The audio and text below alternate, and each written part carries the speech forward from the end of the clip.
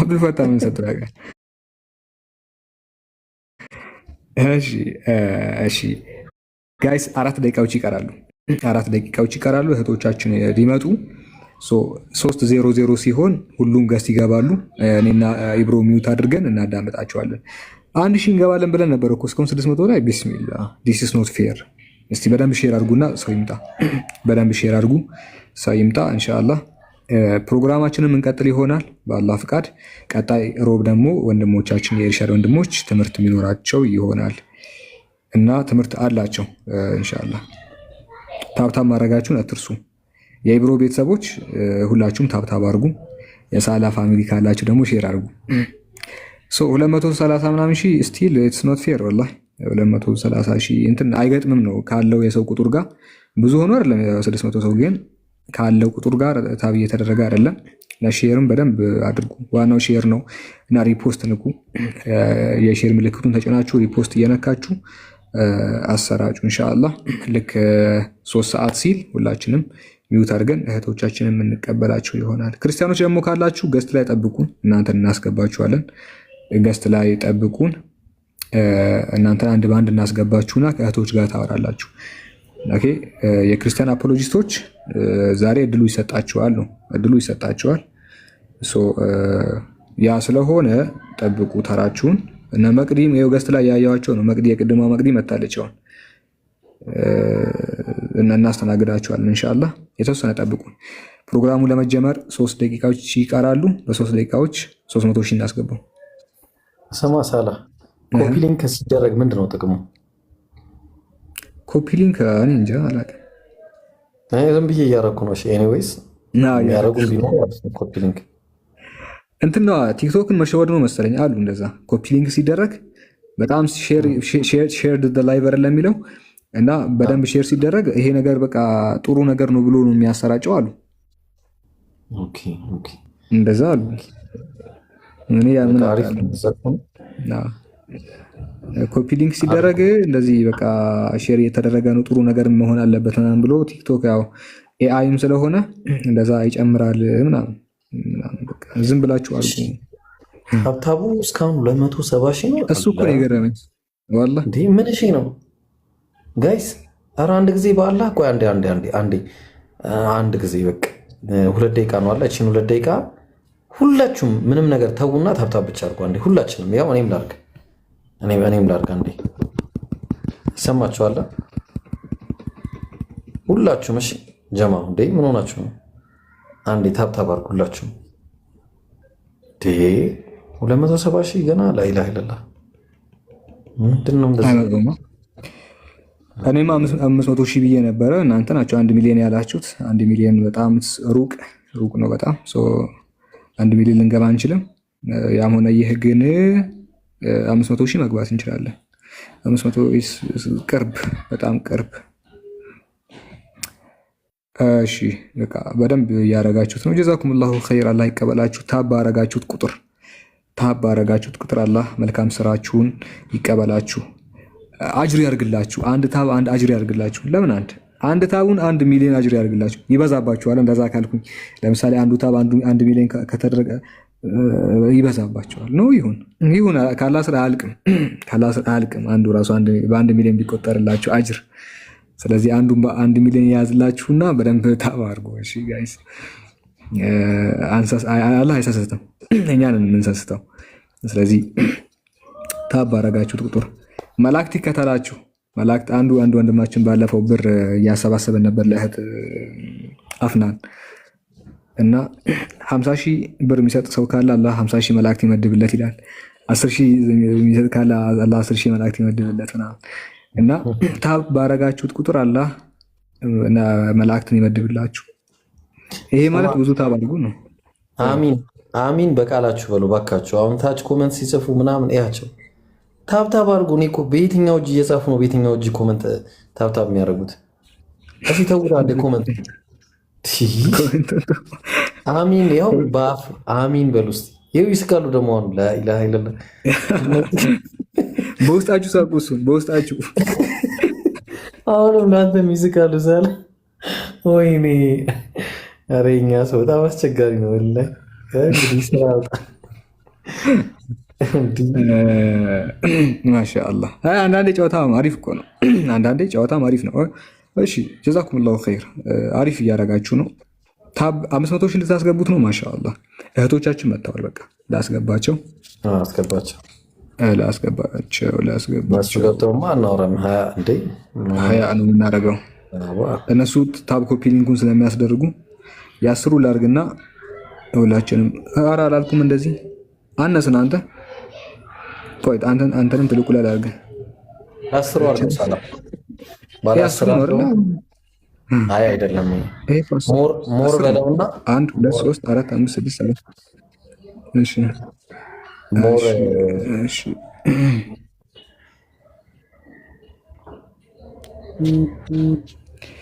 ሞር ከዛ ሳይድ ባይ ሳይድ እሺ ከላይ ሁለት ያለው ማለት ነው። ይሄው 10 ነው። ይሄ አይደለም 9 ነው። ከላይ ሁለት ያለው ሳላ ጀመረው ስልክ ይብሮ በቃ እሰማለሁ። አዎ ትሰማለህ። አዎ መጣ እኮ ያው ቪዲዮ ዝጋና ተቀመጥ በቃ አሁን ኦኬ ኦኬ 1 2 3 4 5 1 2 3 4 ኦኬ ልክ ነው። ሰዎቻችን ገስት ላኩ። አየ ሁለት ከነሱ ስንት ናቸው ሳላ? እነሱ አሉ እነሱ 9 ናቸው። ስለዚህ አይ ቲንክ ከቻለች ትመጣ። አንዷ የምትችል አይመስለኝም። አይ ቲንክ ዛሬ ሁሉም አንዷ እህታችን በፍቃድ አልተመቻትም። ሰው 8 ፕሮባብሊ 8 ናቸው። ከመጡ ምንም ችግር የለውም። እኔ ራሴ እወርዳለሁ።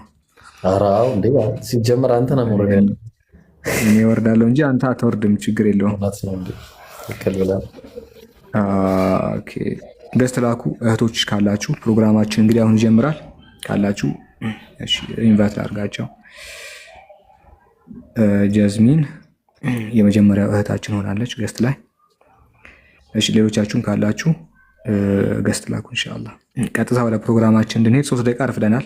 ለታብታቡ ነው ማሻአላህ 500 ሺህ ገብተናል ያልኩት 500 ሺህ ነበረ። 500 ሺህ አቺቭ አድርገናል። እሺ አሊያ አድሚኖች አስገቡ እስኪ አልቻልኩም እኔ ፈላወር የሚልኩትን እህቶቻችንን ይሄው ኢንቫይት። ኦኬ አሊያ ቀድማ ገብታለች። እሺ ሳቢና ጃዝሚን በቃ ፈት ያስገቢያቸው እህቶችን ሶ ኦኬ ኦኬ ጀስት እህቶችን ብቻ እያስገባችሁ ኦኬ ኦኬ ኦኬ ሌሎቹ እስኪመጡ ድረስ እንግዲህ እንትን እንላለን ኢንሻአላህ። 1 2 3 እህቶች አሉ። አይ ቲንክ 3 ወይ ደግሞ 4 እህቶች ይቀራሉ። ስልጣን ያላችሁ አስገቡ። በቃ ስልጣን ያላችሁ አስገቡ። እንደዛ እናደርጋለን። እሺ የገባ ስልጣን ማንም የለውም። ሰላህ አዲስ ቤት እኮ ነው። እሺ ቆይ ለማን ልስጥ? ለአብዱልፈታ ልስጥ? አዎ ለአብዱልፈታ ለሸጂ ያኛው ትልቁ አካውንት ሲከፈት ይሄን ብዙም ስለማልፈልገው እንትን ስልጣን ሰጣችኋለሁ። ይሄው አብዱልፈታ ሸጂን አላየሁትም። ኡስታዝ ሸጂ ካለክ አንድ ጻፍልኝ። ይሄው ኢብሮ አንተንም አድሚን አድርጌ ያለው ምናልባት የምታጠናግረው ሰው ካለ አረሳላ ለኔ የተሰጠኝ ስልጣን ከባድ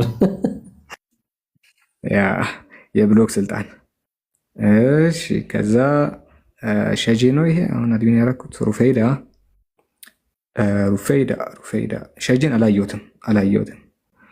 ሸጂ አንድ ላክ ወይ የሆነ ጊፍት ነገር ስጥ። አንበሳ ካለ አንበሳ ስጥ። እንትን አድሚን እንዳደረገ ማለት ፈራሪ አንበሳ ካለ ለኔ ነው መሰጠኝ። ሸጂ ማለት ፌራሪ ነገር ላክ ስልጣን እንዲሰጥ ማለት እንዳይ ጊፍቱ ቦታ ላይ ከላይ በኩል እንዳይ የሆነ ድምጽ ያለው ጊፍት ስጥ። ድምጽ ያለው ጊፍት ምናምን ቢል አሪፍ ነው። ድምጽ ያለው ክር ይላል ምናምን የኳስ ተጫዋች ምናምን የሚለው ነው የአበባው ድምፅ። እሱን ስጥ ስለለኔ እሱ አቺቭ ሲሞላ ነው። ከላይ ያለችዋ የጊፍት መጠን ስትሞላ ነው እነሱ የሚጮሁት። ኧረ ልጆቹ የታሉ አይገቡም ወይ? ሳላ ሚያጋሳ አንበሳ ካለ እህቶቻችን ቆይ እስቲ ገስት ላይ የሉም ጋይስ? ጀዝሚ ምን ሆኑ እህቶች አሉ እኮ ሁሉ ምናልባት እንትን እያሉ ካልሆነ በስተቀር አድሚን ስጠኝ። እሺ ቆይ ቼክ ላድርጋቸው። ሁሉም ነው ወንድ ላይ የመጣ ነው። እሺ አድሚን ልስጥሽ። ቆይ እሺ ማነች? ያው ሰጥቼሻለሁ። ፕሮግራማችን ሊጀምር ጥቂት ደቂቃዎች ቀርተዋል። እሺ ፕሮግራሙን ትመሪያለሽ ያስሚን? ከዚህ በኋላ ችግር የለውም። ከዚህ በኋላ አብሽር። ሶ ጋይስ ጀዛኩሙላሁ ኸይር ባረከላሁ ፊኩም። እኔና ኢብሮ ከዚህ በኋላ ሚውት እናረግና ሞቅ ደመቅ የሚያደርጉልን ቡና ምናምን አፍልተው እንትን የሚያደርጉት እህቶቻችን ይሆናሉ እና ሚውት አድርገናል። እስከ ፕሮግራሙ ፍጻሜ አብራችሁን ሁኑ። ሰላሙ አለይኩም ወራህመቱላሂ ወበረካቱ።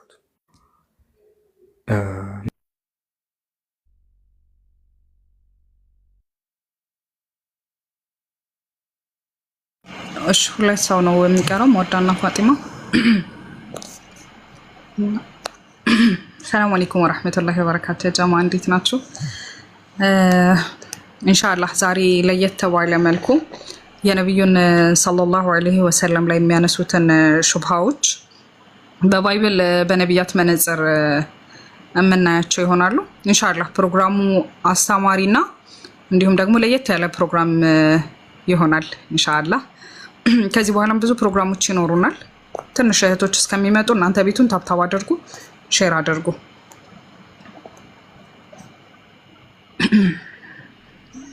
እህት ጋሊያ ትቀራለች ስትላቸው፣ እሺ አንዴ ጋሊያ እና ፋጢማ ይቀራሉ።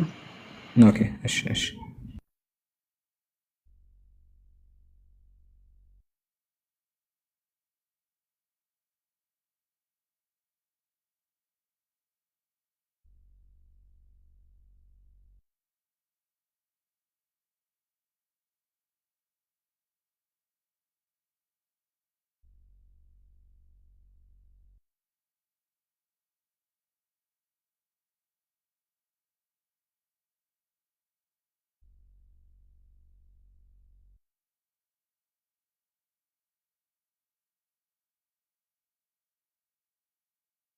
ቤቱ ነው ዝም ያለው ሰላ። አረ ምንድን ነው እንደዚህ አግባብ አይደለም ወይ? እስከዛ ድረስ እኛ እንቀጥል ብሮ እስኪመጡ። አዎ እንዴ ምን ሆነ ነው? ከዛ ልቅምቅም ብሎ ሄድ እንዴ ደግሞ ሰው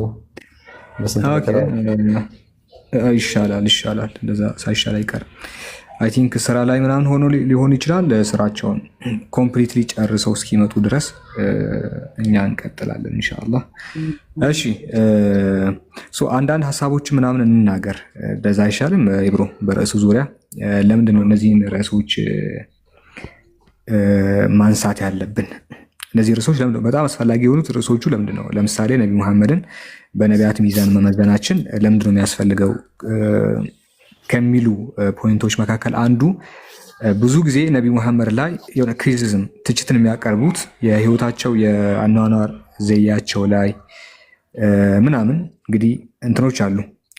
ትችቶችን የሚያቀርቡት ኤቴስቶች ሳይሆኑ ክርስቲያኖች ናቸው። ኤቴስቶች ብዙ ጊዜም እንደዚህ አይነት ነገር አያነሱም። አምላክ አለ የለም ነገር እኩ ፕሮብሌም ኦፍ ኤቭል ብላ ብላ እያሉ ነው እንግዲህ እነሱ እንትን የሚሉት። ይህን አርጊመንት ብዙ ጊዜ የሚያነሱት የህይወት አኗኗራቸው ዘያቸው ምናቸው ንግግራቸው ላይ ክርስቲያኖች ምናምን ናቸው እና አይሁዶችም ናቸው። የተወሰነ አይሁዶችም ያነሳሉ።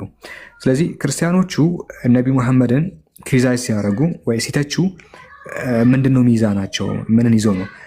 ሚዛን ይዘው ይመጣሉ ነው ወይ ደግሞ ነቢ ሙሐመድ ይህን ነገር ማሟላት አለበት ካልሆነ ግን ሐሰተኛ ነቢዩን ይሉታል። አይታል ነቢ ሙሐመድ ይህንን ካደረገ ሐሰተኛ ነቢይ ይሆናል ያሉ። ስለዚህ ያን ማድረግ ሐሰተኛ ያስብላል ብለው ይመጣሉ። ስለዚህ አንደኛ ያን ማድረግ የምርም ሐሰተኛ ያደርጋል ወይ? ለምሳሌ ብዬ ፕሮግራሙን እንዳልጨርሰው እህቶቻችን እየገቡ ይመስለኛል። እኔ ከጀመርኩ አጠቃልለዋለሁ ፕሮግራሙን እነሱ እንዲያወሩ። ግን አስፈላጊነቱ ለምን እንደሆነ ንገራቸው ኢብሮ። እስኪ ጠቅለል አድርገህ አንተም ወደ ውስጥ ሳገባ ለምን ይሄ ፖይንት አስፈላጊ እንደሆነ ምናምን ነገራቸው። በጣም የሚገርም ነው። እኔ ግን ምናልባት እንዲሁ እህቶች አልመጡም ብዬ ማስበው 1 ሚሊዮን ስላልገባ ይመስለኛል። እንደዚሁ ኤኒዌይስ ታብታብ 1 ሚሊዮን አስገቡትና ከዛ አሁን ገብቶኛል። አይደለ 1 እና ሚሊዮን ሳይገባማ አንገባም ብለዋል። አዎ እንዲህ 1 ሚሊዮን ሳይገባ እኛ ጨረታ ነው እንደኛ ያዝ ነው ምናምን ብለው ጭራሽ የገቡት ራሱ ለምን እንደሆነ ተጣልተው ነው ራሱ የተለያዩት። እና መሳቅ አይቻልም። እሺ እዚህ ላይ ያላችሁ ሴቶች እንዴ! እና ምን መሰላችሁ አሁን በጣም የሚገርም ፕሮግራም አለና ነቢያችን ሰለላሁ ዐለይሂ ወሰለም እንግዲህ በነቢያት መነጽር ሲታዩ እንዴት ነው የሚለው ነገር በተለይ እንደምታውቁት እኛ ኢየሱስ አምላክ አይደለም ብለን ስንል ያው ከወገብ በታች ነው ብዙ ጊዜ እንትናቸውና ይሄ ነው እንግዲህ ዲባንክ ዛሬ የሚደረገው። እህቶቻችን አላህ ይጨምርላቸውና ጀግና ጀግና እህቶች ናቸው። አላህ ከክፉ ይጠብቃቸውና ምንድነው ያው ይህንን ሀሳባቸውን እንዳለ ዲባንክ አድርገው አፈር ከድሜ እንደሚያስልሱት ባለሙሉ ተስፋ ብቻ ሳይሆን እርግጠኛ ነኝ በአላህ ፍቃድ ኢንሻአላህ። ምንድነው የሚገርም ፕሮግራም ነው። ሁላችሁም ሼር አድርጉት፣ ሪፖስት፣ ኮፒ ሊንክ እያደረጋችሁ እንደዛ ታደርጋላችሁ ማለት ነው። አሁን እህቶች እስከሚመጡ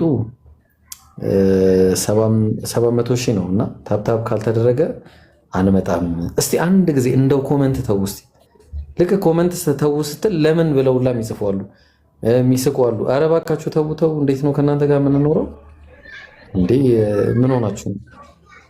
አትጻፉ እስቲ አንዴ ታብታብ አድርጉት። በቃ 1 ሚሊዮን አስገቡትና ሳላህን ግንባሩን ማለት ነው ይዛችሁ እንደ ባይብል ጥቅሶች ከፈለጋችሁ በአለት ስልካችሁን ቢሰበር ችግር የለውም። ያው ግደል ስለሆነ የሚለው መጽሐፉ እና ዝም ብላችሁ በቃ ቀጥቅጦት አይገልጸውም። እሺ ሳላህን ግንባሩን በቃ ግንባሩን እያላችሁ እንደ እባብ ቀጥቅጡት ነው የምላችሁ። እና ምን ትላለህ ሳላህ?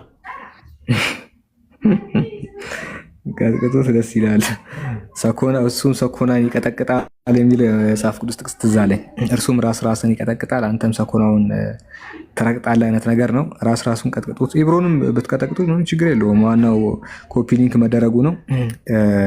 እሺ ባረከላሁ ፊኩም። በደንብ ታብ እያደረጋችሁ። ማን ነው ሰላዩ?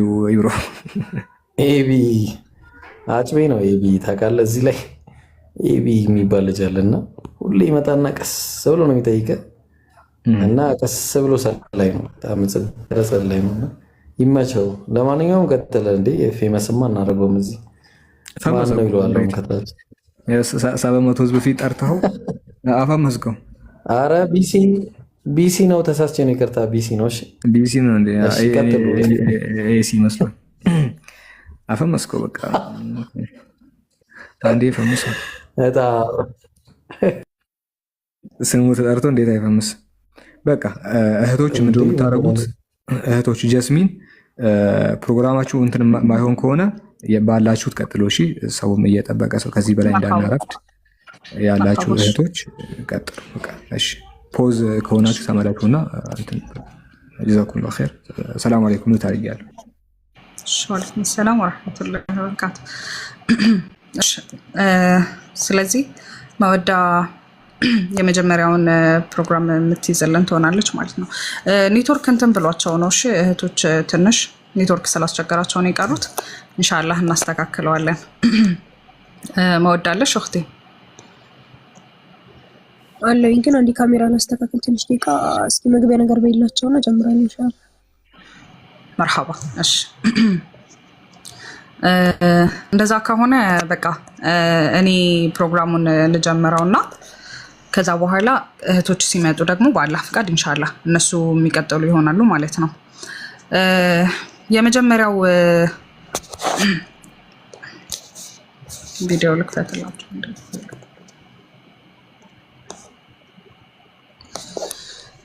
መርሐባ። ነብዩ ሰለላሁ ዐለይሂ ወሰለም ላይ ከሚነሱ ችትቾች መካከል ወይም ደግሞ ክርስቲያን ወገኖቻችን ከሚያነሱት ጥያቄዎች መካከል ሚራክል ወይም ደግሞ ተአምራትን የሚለውን ነው ማለት ነው። ስለዚህ ከነዚህ ውስጥ ከምናየው የመጀመሪያው ምንድነው? ሚራክል በራሱ ምን ማለት ነው? ወይም ደግሞ ተአምር ብለን ስንል ምን ማለታችን ነው? አንድ ሰው አንድ ነብይ ተአምር ማድረግ አለበት፣ ይህ ነብይ ከተአምር ካላደረገ ብሎ ሲል ምን ማለት ነው የሚለውን እንመልከት። ከዛ ሚራክል ምንድን ነው የሚለውን ነገር በምንመለከትበት ጊዜ እዚህ ጋር እንደምትመለከቱት የመጀመሪያው ይሄ ሚራክል ብሎ ማለት አንድ ሲጀመር ከአላህ Subhanahu Wa Ta'ala ወይም ደግሞ ከአምላክ መሆኑን የምንመለከተው ማንኛውም ሂዩማን ወይም ደግሞ ኖርማል ሰው ሊያደርገው የማይችለው ኦኬ አንድ ነገር ሚራክል ሲደረግበት የአላህ Subhanahu Wa Ta'ala እገዛ እንዲሁም ደግሞ የአላህ Subhanahu Wa Ta'ala ፍቃድ ኖሮበት የሚደረግ ሌላ ሰው ያላደረገው ትልቅ ሚራክል ወይም ደግሞ ትልቅ ተአምር ለነብያቶች ብቻ የሚሰጥ ትልቅ ሚራክል ነው ማለት ነው። ሶ አሁን ይሄንን ከተመለከትን ነብዩ ሰለላሁ ዐለይሂ ወሰለም ምን አደረጉ ወይም ደግሞ ምን አይነትን ሚራክል አሳይተዋሉ ምን አይነትን ተአምር አሳይተዋሉ ነው። ሶ የመጀመሪያው ሚራክል ተብሎ የሚባለው ወይም ደግሞ የመጀመሪያው ተአምር ምንድነው ብላችሁ ካላችሁ የመጀመሪያው ተአምር ምንድነው? ቁርአን ነው። እኛ ሙስሊሞች ለነብዩ መሐመድ ሰለላሁ ዐለይሂ ወሰለም ተሰጥቷቸዋል ብለን የምንለው የመጀመሪያው ተአምር ምንድነው? ቁርአን ነው።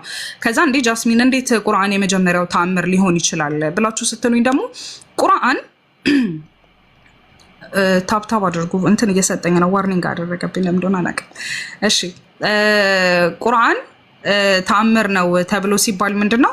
ለምሳሌ የትኛውም መጽሐፍ ላይ ዓለም ላይ ያሉትን እያንዳንዱን መጽሐፍቶችን በመነመለከትበት ጊዜ የትኛውም መጽሐፍ ምን ሊባል አይችልም በልብ ሊተሐፈዝ ወይም ደግሞ በቃል ሊያዝ አይችልም። ኦኬ ወይም ደግሞ እስከዛሬ ድረስ ዓለም ላይ ካሉ መጽሐፍቶች በሙሉ ሳይበረዝ ምንም ነገር ሳይጨመርበት ቃላቶቹ ሳይቀነሱ እያንዳንዱ ቃላቶች እንዳሉ ሆነው ተቀምጠዋሉ የትኛው መጽሐፍ ላይ ብለን የምንመለከት ዓለም ላይ የትኛው መጽሐፍ የለም ከቁርአን በስተቀር ማለት ነው። ቁርአን ላይ በዓለማችን ላይ ከሚሊየን የሚበልጡ ሰዎች ይህንን ቁርአን ሐፍዘውትና አላህ Subhanahu Wa Ta'ala በልቦቻቸው ላይ አስቀምጦ እናገኛቸዋለን ማለት ነው። ሶ የቁርአን ትልቁ ሚራክል ምንድነው ብላችሁ ካላችሁ በልብ ላይ መተሐፈዝ ወይም ደግሞ በቃል መያዝ ማለት ነው። ከዛ ደግሞ ወደ ሁለተኛው ነገር ደግሞ ስንመለከት ምንድነው አላህ Subhanahu Wa Ta'ala ቁርአን ላይ ምን ብሏል? ይሄንን ቁርአን እኛ ወርደናል እኛ እንጠብቀዋለን ይላል አይደል? ይሄንን ቁርአን አላህ Subhanahu Wa Ta'ala ወርዷል። ከዛ ጠብቆታል። መጠበቁስ እንዴት ነው ሲባል ደግሞ እስከዛሬ ድረስ በሰዎች ልብ ውስጥ ተቀምጦ የምናገኘው ነገር ብቸኛው ምንድነው? ቁርአን ነው ማለት ነው። አልহামዱሊላህ ሙስሊም ላደረገን አላህ የሚተሐፈዝ ኢዚ በሆነ ወይ አንደርስታንድ የምናደርገውን ትልቅ የአላህን Subhanahu Wa Ta'ala ደብዳቤ ደርሶናል። ከዛ ሁለተኛው ተአምር ምንድነው ብላችሁ ካላችሁ ቁርአን ያለፈውን የሚመጣውን የነበረውን የሚነግረን መጽሐፍ ነው። ነቢያቶች እንዴት እንዳሳለፉ ነቢያቶች ያሳለፏቸውን ሂስቶሪዎች ስለ ነብዩላህ ሉጥ ስለ ነብዩላህ ዩሱፍ ስለ ነብዩላህ ሃሩን ስለ ኢሳ አለይሂ ሰላም ስለ እያንዳንዱ ነቢያቶች ምን ሆኖ እናገኘዋለን? ቁርአን ላይ ተቀምጦ እናገኘዋለን።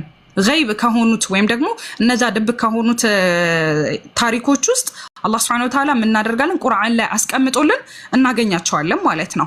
መርሐባ ይህ ከሆነ ታዲያ ወደ ምን እንመለከታለን? ነብዩ መሐመድ ሰለላሁ ዐለይሂ ወሰለም ከቁርአን በተጨማሪ ምን አይነት ሙዕጅዛን አድርገዋል ወይም ደግሞ ትልቅ ሚራክል ምን አይነት ሚራክልን ሰርተዋል የሚለውን እንመልከት። በሰሂህ አልቡኻሪ 3576 ላይ የትኛውን ሐዲስ እንመለከታለን? የመጀመሪያው ነብዩ መሐመድ ሰለላሁ ዐለይሂ ወሰለም በእጃቸው ውሃ ያፈለቁትን ተአምር እንመለከታለን። ከዛ በእጃቸው ውሃ ያፈለቁት ተአምር ደግሞ እንዴት ነው ሲባል በሁበይባ ጦርነት ላይ ያሉ ሁሉም ሰሃቦች ምን አልነበረ አንድ ማሰሮ ውስጥ ነበረ። እዛ ማሰሮ ውስጥ ውሃ ነበረ። ሶ ያ ውሃ አለቀ። ከዛ በኋላ ወደ ነብዩ ሰለላሁ ዐለይሂ ወሰለም መጡ። ነብዩ ሰለላሁ ዐለይሂ ወሰለም ምን ሆናቸዋል ብለው በሚጠይቋቸው ሰዓት እዛ ማሰሮ ውስጥ ያለው ውሃ አልቆናል እና ውዱእ የምናረግበት እንዲሁም ደግሞ የምንጠጣው ውሃ የለንም ብለው አሉ። ነብዩ መሐመድም ሰለላሁ ዐለይሂ ወሰለም ወደዛኛው ባትል በመሄድ ምን አደረጉ? ከእጃቸው ላይ ውሃንም አፈለቁ። ከዛስ በኋላ እነዛ ሁሉ ሰሃቦች የነበሩ ሰሃቦች በሙሉ ከዛ ውሃ ላይ ውዱእም አደረጉ እንዲሁም ደግሞ መጠጣት ያለባቸውንም ጠጡ ማለት ነው። ሱብሃንአላህ። ከዛ በኋላ ግን በዛ ጊዜ የነበሩት ሰሃቦች ኢቭን እንኳን ከ10 ሚሊዮን ቢሆኑ ኖሮ ወላሂ በበቃቸው ብለው ይላሉ ሰሃቦች ማለት ነው። ይህ ትልቅ ሙዕጅዛ ነው። ይህ ትልቅ ሚራክል ነው። ከዛ ወደ ሁለተኛው ደግሞ ስንመለከት የጨረቃ መከፈል። ኦኬ ይህ የጨረቃ መከፈል ታዲያ እንዴት ተከሰተ ብላችሁ ስትሉ ይህኛውን ሐዲስ ቤት ጋር እናገኘዋለን። በሰሂህ አልቡኻሪ 3637 ላይ እናገኘዋለን ማለት ነው። ይሄኛውም ታሪክ እንዴት ነው? ቁረይሾች ነብዩ መሐመድ ሰለላሁ ዐለይሂ ወሰለም ዘንድ ይመጡና ሚራክል እንዲያሳዩአቸው ወይም ደግሞ ተአምረን እንዲያሳዩአቸው ይጠይቋቸዋል። ከዛ በዚህ ሰዓት ምንድነው ያደረጉት? ነብዩ መሐመድ ሰለላሁ ዐለይሂ ወሰለም ቀመርን ወይም ደግሞ ጨረቃን ለሁለት ቦታ ከፈሏት ማለት ነው። እና እንደውም በዚህ ጊዜ በጣም ነበረ የቁረይሽ ህዝቦች የደነገጡት። ወላኪን የቁረይሽ ህዝቦች ሁላችንም እንደምናውቀው ቢያምኑ አልነበርምና በዛም በሌላ በኩል ለሚመጡት እንትኖች ነጋዴዎች አይታችኋል ወይ እንኳን ብልታ ብለው ሲጠይቁ ነዓም አይተናል ነው። ከዛ ይሄንን ክስተት አላህ Subhanahu Wa Ta'ala ቁርአን ላይ ይገልጸዋል። በቁርአን አልቀመር ላይ ምን ይላል? اقتربت الساعة وانشقت القمر ኦኬ ጨረቃይቷ በተከፈለችም ጊዜ እያለ አላህ Subhanahu Wa Ta'ala ይህን የነብዩን ሰለላሁ ዐለይሂ ወሰለም ድንቅ ሚራክል ወይም ደግሞ የነብዩን ሰለላሁ ዐለይሂ ወሰለም ድንቅ ተአምር ምን ላይ ያስቀምጡታል? ቁርአን ላይ ያስቀምጡት እናገኘዋለን ማለት ነው። ነብዩ ሰለላሁ ዐለይሂ ወሰለም ከየትኛውም ነብያቶች በላይ ብዙ ሚራክሎችን ብዙ ተአምራቶችን ሰርተው የምናገኛቸው ብቸኛ ነብያት ናቸው ማለት ነው። ታዲያ ግን አሁን ስለ ነብዩ ሰለላሁ ዐለይሂ ወሰለም ሁሉንም ሚራክል ተናግረን ስለማንጨርስ ይሄንን ካየን እስቲ የትኛው ነብይ እናንተ እንዳስቀመጣችሁት በእናንተ መስፈርት እንመልከተውና የትኛው ነብይ ነው ባይብል ላይ ምንን ያሳየው ተአምርን ያሳየው? ሐሳብ አለሽ ሳቢ እዚህ ላይ? مرحبا شيء السلام عليكم ትሰሚያለሽ እህት ቀጥይ እሺ مرحبا السلام عليكم ورحمة الله وبركاته لكم بسم الله ያው አሁን እንግዲህ እንዳሳየሽን ምንድነው ያሳየሽን ለነቢያት መስፈርት ተብለው ከሚነሱ ነገራቶች ውስጥ አንድ ነብይ እንግዲህ ወደ ህዝቦቹ ነብይ ነኝ ብሎ ከአምላክ መለኮታዊ ግልጠተ መለኮትን ይዞ መጥቶ ህዝቦቹን ሲያስተምርና ሲሰብክ ትልቅ ተአምርን ህዝቦቹን በሰዓቱና በወቅቱ ሊያስደመም የሚችል ተአምር ይዞ ይመጣል እና ከነዛ ተአምራቶች ውስጥ ነብያችን ሰለላሁ ዐለይሂ ወሰለም ተአምራቶች አሳይተሽናል። ነገር ግን አሁን እዚህ ጋር ማንሳት የምንፈልገው ደብል ስታንዳርድ ምንድነው? ተአምር ያላሳየ ነብይስ እንደዚህ አይነት ኤክስትራ ኦርዲናሪ የሆኑ ትልልቅ ተአምራቶችን ያላሳየ ነብይ ምን ይደረጋል? ወይም ደግሞ ይህንን ተአምር ካላሳየ ይህንን ነብይ ከነብይነቱ እንሽራዋለን ወይ የሚለውን እናሳያለን። መጀመሪያ ምን ታሳየኛለሽ መሰለሽ? የዮሐንስ ወንጌል ምዕራፍ 10 ቁጥር 41 ላይ ትሄጂና ዮሐንስ ወንጌል ምዕራፍ 10 ቁጥር 41 ላይ ትከፍችልኝና ምን ይላል? ትንሽ ዝማት አድርጌው ከቻልሽ እዚህ ጋር ምን እናገኛለን? መጥምቁ ዮሐንስ እንግዲህ ሁላችንም እንደምናውቀው ነብይ ነው። ምን ይላል? ብዙዎችም ወደ እርሱ ሄደው ዮሐንስ ምንም ያደረገው ተአምራት የለም፣ ነገር ግን ዮሐንስ ስለዚህ የተናገረው ሁሉ እውነት ሆነ ይለናል። ስለዚህ እዚህ ጋር ምን የሚል ነጥብ እንይዛለን? ምንም ያደረገው ተአምራት የለም ይላል። መጥምቁ ዮሐንስ ነብይ ነው። ለሱ ማረጋገጫ የተለያዩ ጥቅሶችን መመልከት እንችላለን። ለምሳሌ ሉቃስ 1:76 ላይ አንተም ሕፃን የልዑል ነብይ ትባላለህ፣ መንገዱን ትጠርግ ዘንድ በፊቱ ትሄዳለህና ይላል። በተጨማሪ ደግሞ ማቴዎስ 11 ላይ እነሆ መንገድህን በፊትህ የሚጠርግ መልእክተኛዬ በፊትህ እልካለሁ ይላል። ማለትም መጥምቁ ዮሐንስ ማለት ኢየሱስ ከመምጣቱ በፊት የሱን መንገድ ይጠርግ ዘንድ እግዚአብሔር የላከው ነብይ ነው ተብሎ ይታመናል ማለት ነው። ሶስት ጋር በዋነኝነት ማንሳት የምንፈልገው እንዲሁም ኮሜንታሪዎችንም ላይ በስፋት ተቀምጠው የምናገኘው ምንድነው? መጥምቁ ዮሐንስ ነብይነቱ የተረጋገጠ ነው። ነገር ግን ያሳየው እንትን የለም።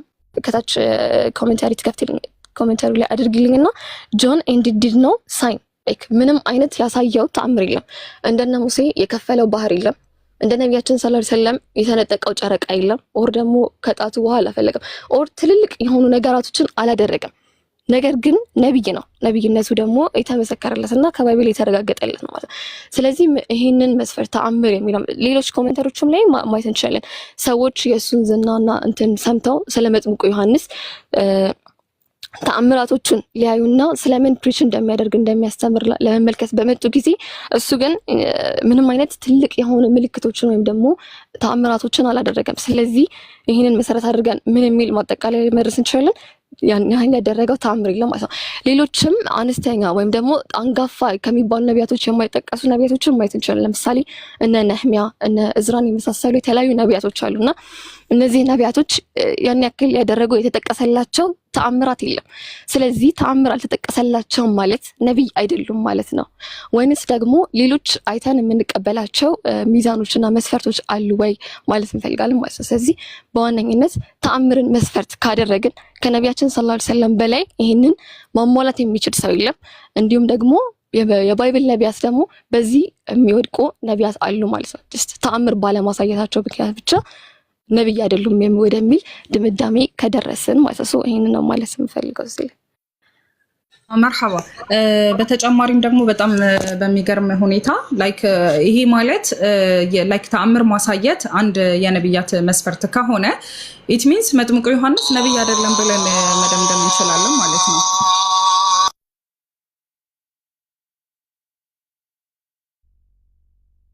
ስለዚህ ይሄ ከሆነ መጥምቁ ዮሐንስ ምን ማለት አይደለም ነብይ አይደለም ብለን ልንደመድመው እንችላለን ማለት ነው። እሺ መርሐባ። ይሄ ከሆነ ቀጣዩን አሊያ ካለሽ እስቲ ቀጣዩን ደግሞ ፕሮግራም የምታቀርብልን ማነች? አሊያ ነብዩ መሐመድ ሰለላሁ ዐለይሂ ወሰለም በግልጽ ከአላህ Subhanahu Wa Ta'ala ጋር አልተነጋገሩም ወይም ደግሞ በግልጽ ከአላህ Subhanahu Wa Ta'ala ጋር በመሐከላቸው ምንም አይነት መልእክት ወይም ደግሞ ያለ ጅብሪል አለይሂ ሰላም ጣልቃ ገብነት አልተነጋገሩም ብለው ክርስቲያን ወገኖቻችን ምን ይሆናሉ ይተቻሉ ማለት ነው። ሶ ይሄንን እስኪ እንመልከት። ነብዩ መሐመድ ሰለላሁ ዐለይሂ ወሰለም ከአላህ ጋር በትክክል አልተነጋገሩም ወይ? ነብዩ መሐመድ ሰለላሁ ዐለይሂ ወሰለም በግልጽ ከአላህ Subhanahu Wa Ta'ala ጋር ተነጋግረው አያውቁም ወይ የሚለውን ደግሞ እስኪ እንመልከት። አሊያ ቀጥይ። እሺ ቢስሚላህ አሰላሙ አለይኩም ወራህመቱላሂ ወበረካቱ። እንዴት ናችሁ? እህት ሚራል ሐሳቡን ተጀምረውና ኢንሻአላህ እኔ ከሷ ቀጥዬ ማቀርብ ይሆናል። መርሐባ። ሰላም አለይኩም ወራህመቱላሂ ወበረካቱ። እሺ አላህ Subhanahu Wa Ta'ala ከነብዩ መሐመድ ሰለላሁ ዐለይሂ ወሰለም ጋር ዳይሬክት ተነጋግሯል የሚለውን ከማየታችን በፊት አላህ Subhanahu Wa Ta'ala ነብያቶችን በደረጃ ከፍ አድርጎ አበላልጧቸዋል ማለት ነው። ይሄንንም በሱረቱል በቀራ ቁጥር 253 ላይ እናገኛለን። አላህ Subhanahu Wa Ta'ala ምን ይላል? ቲልካ ሩሱሉ ፈضلنا بعضهم على بعض አለ። ከነዚህም መልእክተኞች ከፊላቸውን በከፊሉ ላይ ያበለጥናል። ሚንሁም መን ከለመ አላህ ከነሱም መካከልም ደግሞ አላህ Subhanahu Wa Ta'ala ያናገሩ ነበር። ወረፈዕ بعضهم درجات ከፊሎቻቸውንም በደረጃ ከፍ አደረግናል። አላህ Subhanahu Wa Ta'ala ነብያቶችን በደረጃ ከፍ ያደርግ ነበር ማለት ነው። እንዲሁም ሱረቱል ኢስራ ቁጥር 55ንም ስንመለከት ወለቀድ ፈضلنا بعض النبيين على بعض وآتينا داود زبورا and indeed we have performed some of the prophet above others and the Daud we given the Zabur ያ አላህ Subhanahu Wa Ta'ala ነብያቶችን ከነብይ ማበላለጡ ፈضል መኖሩ ከነዛም ውስጥ አንዱ ፈضሉ ምንድነው? those messengers were performed some of them to some of them Allah has spoken directly አላህ Subhanahu Wa Ta'ala ቀጥታ ያናገሩ ነብያቶች ነበሩ። ከነሱም ውስጥ እነማን ናቸው የሚለውን ስንመለከት ሙሳ፣ ሙሐመድ and also Adam according to the hadith of recorded in Sahih Ibn Hibban from Abu Dharr ሶስቱ ነብያቶች አላህ Subhanahu Wa Ta'ala directly አናግሯቸዋል ማለት ነው። በዚህም ላይ ደግሞ አላህ Subhanahu Wa Ta'ala ሰዎች በሚያናግሩበት ሰዓት ላይ የሚኖረው ሂደት አለ። እሱንም ደግሞ አላህ Subhanahu Wa Ta'ala በሱረቱ ሹራ ላይ ቁጥር 51 ላይ ምን ብሎናል? ወማ ካነ ሊበሸሪን አን ዩከሊመሁ አላህ ኢላ ወህያን አው ሚን ወራኢ ሒጃብ አው ዩርሲለ ረሱላን ፈዩሒ ቢኢዝኒሂ ማ የሻ ኢነሁ ዐሊዩን ሐኪም አለ። ለሰውም አላህን በራእይ ወይም ደግሞ ከግርዶ ወዲያ ወይም ደግሞ መልእክተኛን መላእክን የሚልክና በፍቃዱ የሚሻውን ነገር የሚያደርግለት ቢሆን እንጂ በገሃዱ ሊያናግረው ተገቢ አይደለም በማለት ተናግሯል ማለት ነው። አላህ Subhanahu Wa Ta'ala በገሃዱ ማናገሩን ተገቢ እንዳልሆነ እንዲሁም ደግሞ አላህ Subhanahu Wa Ta'ala የሚያናግር የሆነ አካል ካለ በሶስት አይነት መንገድ ነው ማለት ነው። ማዩሰሐ ሊበሸሪን አን ዩከሊመሁ አላህ ኢላ ወህያን አላህ Subhanahu Wa Ta'ala አንድን ሰው ሊያናግረው የሚችለው በወህይ ነው ወይም ደግሞ بالإلهام أو غيره أو يكلمه بحيث يسمع كلامه ولا يراه الله سبحانه وتعالى يميلون نجر يسمع نجر يالله سبحانه وتعالى ملك ساين ملكات معناتنا أو يرسل إليه ملكا ويم دمو لسو ملكا يلكال رسولا مثل جبريل لكن ده جبريل لا معناتنا بإسلامنا لي ببزات رأي نزومي متى ولا نبياتوج ጅብሪል ነው ማለት ነው። አላህ Subhanahu Wa Ta'ala በእነዚህ መንገዱ ከሰዎች ጋር ይገናኛል ካልን አላህ Subhanahu Wa Ta'ala ደግሞ ዳይሬክትሊ ካናገሯቸው መላእክቶች ነብዮች መካከል ሶስቱን አይተናል። ማን ሙሳ፣ ሙሐመድ ሰለላሁ ዐለይሂ ወሰለም እና አደም ማለት ነው።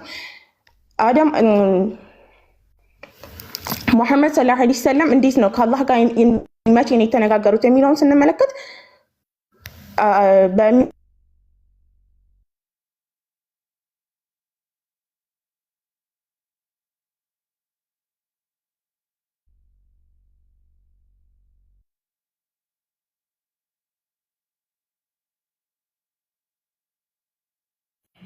ቲንክ ኔትወርኳ ተቋርጦባት ነው።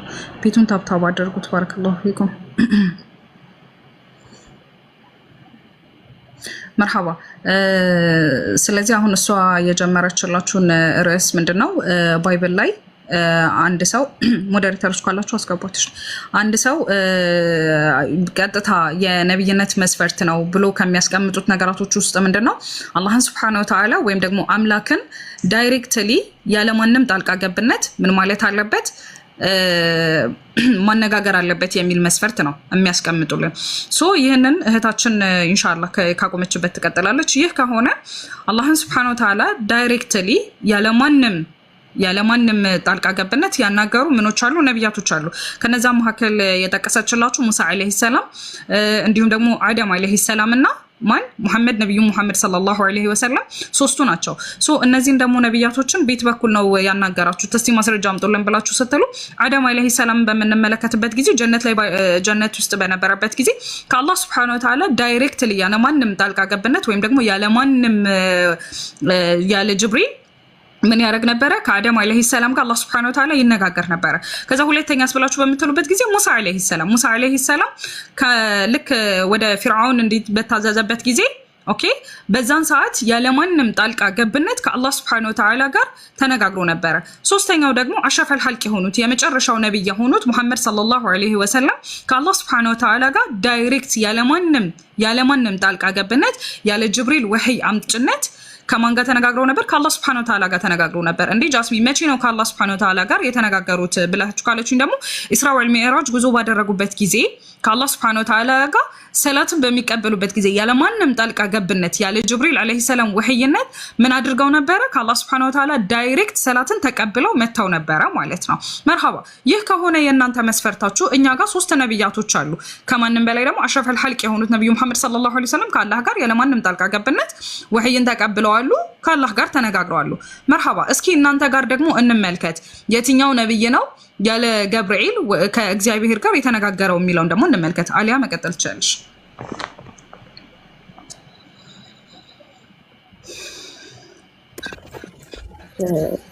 ኢንሻአላህ። እሺ ሰላም አለይኩም ወራህመቱላሂ ወበረካቱ። በድጋሚ ሰላም ወራህመቱላሂ ይሰማላ ሙፍቲ ቀጥይ። እሺ ኢንሻአላህ እንግዲህ እህት ሚራል የጀመረችውን ርዕስ ማለት ነው አምላክ እንግዲህ ለነብያችን ሰለም ካስቀመጧቸው ክርስቲያኖች ለነብያችን ሰለም ካስቀመጡላቸው የነብይነት መስፈርት መካከል አንዱ ምንድነው አምላክን በቀጥታ አልተነጋገሩም የሚል ነው።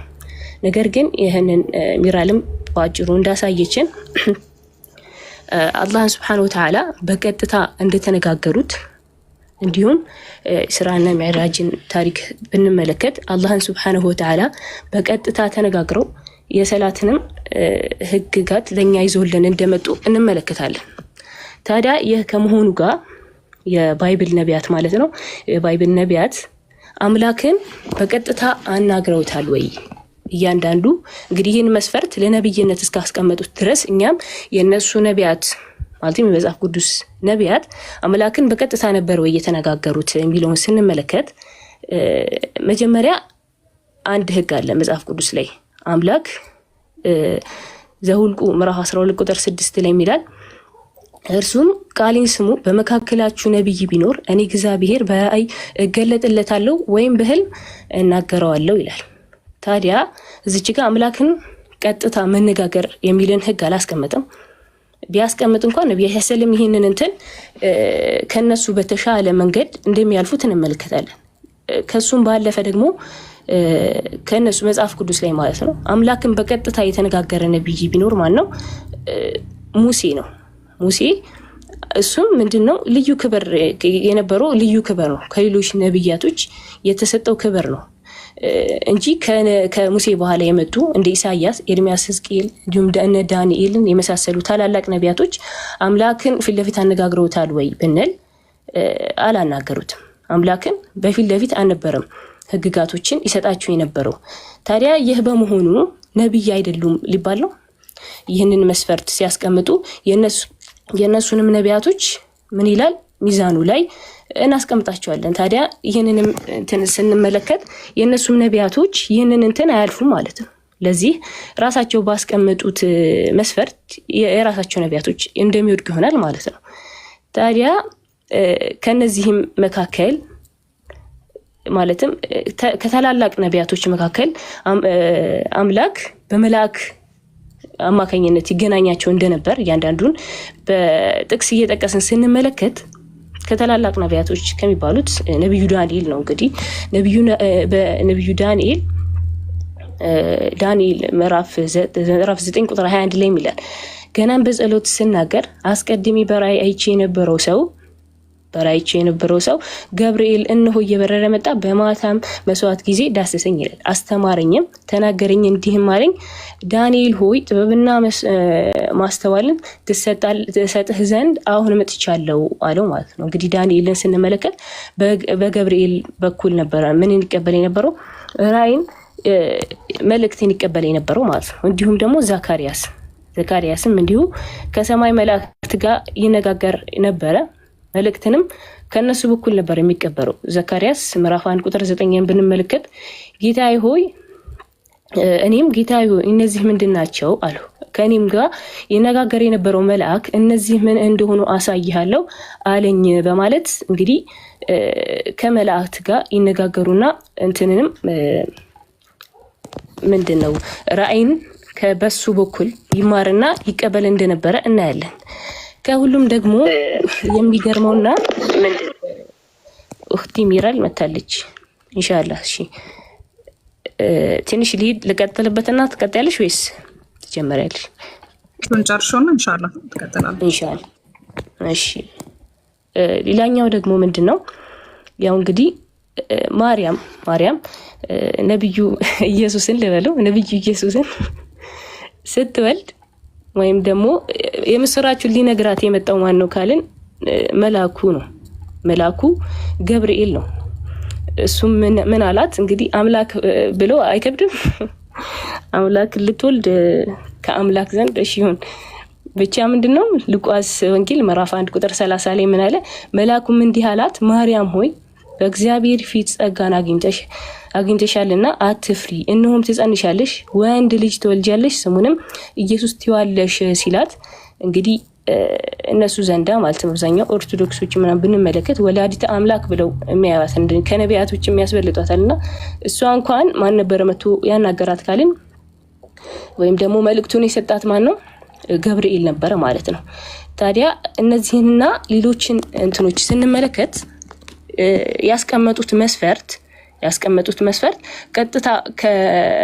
ቀጥታ ከራሳቸው መጽሐፍ ወይም ከራሳቸው ነቢያት ጋር ነው የሚጋጨው ወይም ደግሞ የነሱን ነቢያቶች ነው የሚጥልባቸው ማለት ነው።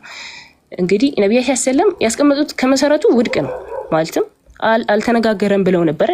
ነገር ግን ነቢያት ሰለም ተነጋግረዋል፣ ከአላህ ጋር ቀጥታ ተነጋግረዋል፣ ህግንም ተቀብለዋል ማለት ነው። ነገር ግን የነሱን ነቢያት ራሳቸው ባመጡት ነገር አይተን ወይም ደግሞ መዝነን ስናያቸው አብዛኛው ነብዮች እንግዲህ ሙሴ ነው፣ ከሙሴ ውጭ ያሉ ነቢያቶችን ሁሉ ውድቅ ሊያደርጉ ነው ማለት ነው። ይህ ደግሞ አያስኪዳችሁም እንላለን ማለት ነው። ኢንሻአላህ እህት ሚራል ቀጥይና ኢንሻአላህ እስኪ አጠቃልለዋለሁ።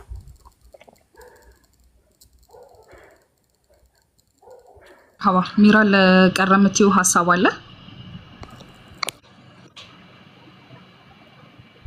የለም ወቅት አንቺ ጨርሰሽ ነው ፕሮግራምሽን የወሰድኩበት ይቅርታ ጠይቃለሁ በህዝብ ፊት። መርሐባ ያ ጀማ እስካሁን ካነሳናቸው ሐሳቦች ውስጥ ያነሳናቸው ተአምረን አሳይተናል። እንዲሁም ደግሞ ነብዩ መሐመድ ሰለላሁ ዐለይሂ ወሰለም ዳይሬክት ከአላህ Subhanahu Wa Ta'ala ጋር ተነጋግረዋል ወይ የሚለውንም የነሱ የሚያነሱትን ውሃ ማያነሳ ሹብሃዎችን ወይም ደግሞ ጥያቄያቸውን ከባይብል አንፃር ስንመለከታቸው ታዲያ እንዴት ልናደርጋቸው ነው ብለን ስናይ ባይብል ላይ እነዚህ መስፈርቶች ወደ ባይብል መሬት ላይ አውርደን ካየናቸው ምን ሊሆኑ ነው ማለት ነው? እያንዳንዱ የተጠቀሱት ነቢያቶች ውድቅ ሊሆኑ ነው ማለት ነው። ተአምር አላሳየም ከተባለ እያንዳንዱ የሚነሱት ነቢያቶች ባይብል ላይ ያሉ ነቢያቶች ምን ይሆናሉ? ውድቅ ይሆናሉ። ለዛም ነው እኛ ጋር ልክ ተአምር ብለው ጠይቀውን ልክ ወደ ባይብላቸው ስንሄድ አይ ነው ባይብል ላይ አልጠየቅኩም የሚል ድራማ የሚሰሩት ማለት ነው። በድራማ ስለሚታወቁ አንፈርድባቸውም።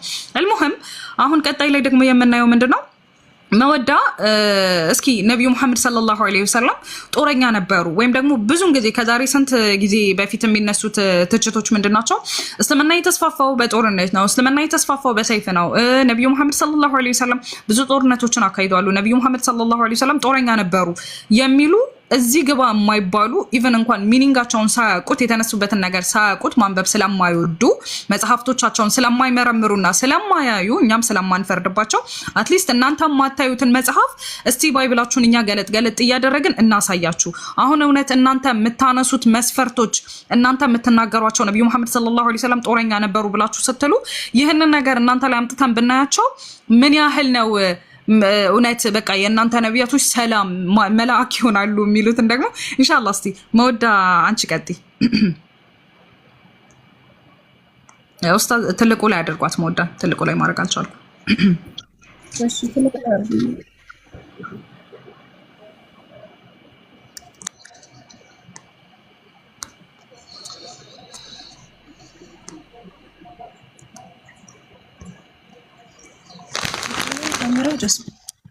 ነው ትታያለሽ። እህቴ ቀጥይ። እኔ ጋር ግን ጠፍቷል። ለምንድን ነው አሁን ነው የጠፋው? ካሜራሽን አጥፊና ድጋሚ አብሪው።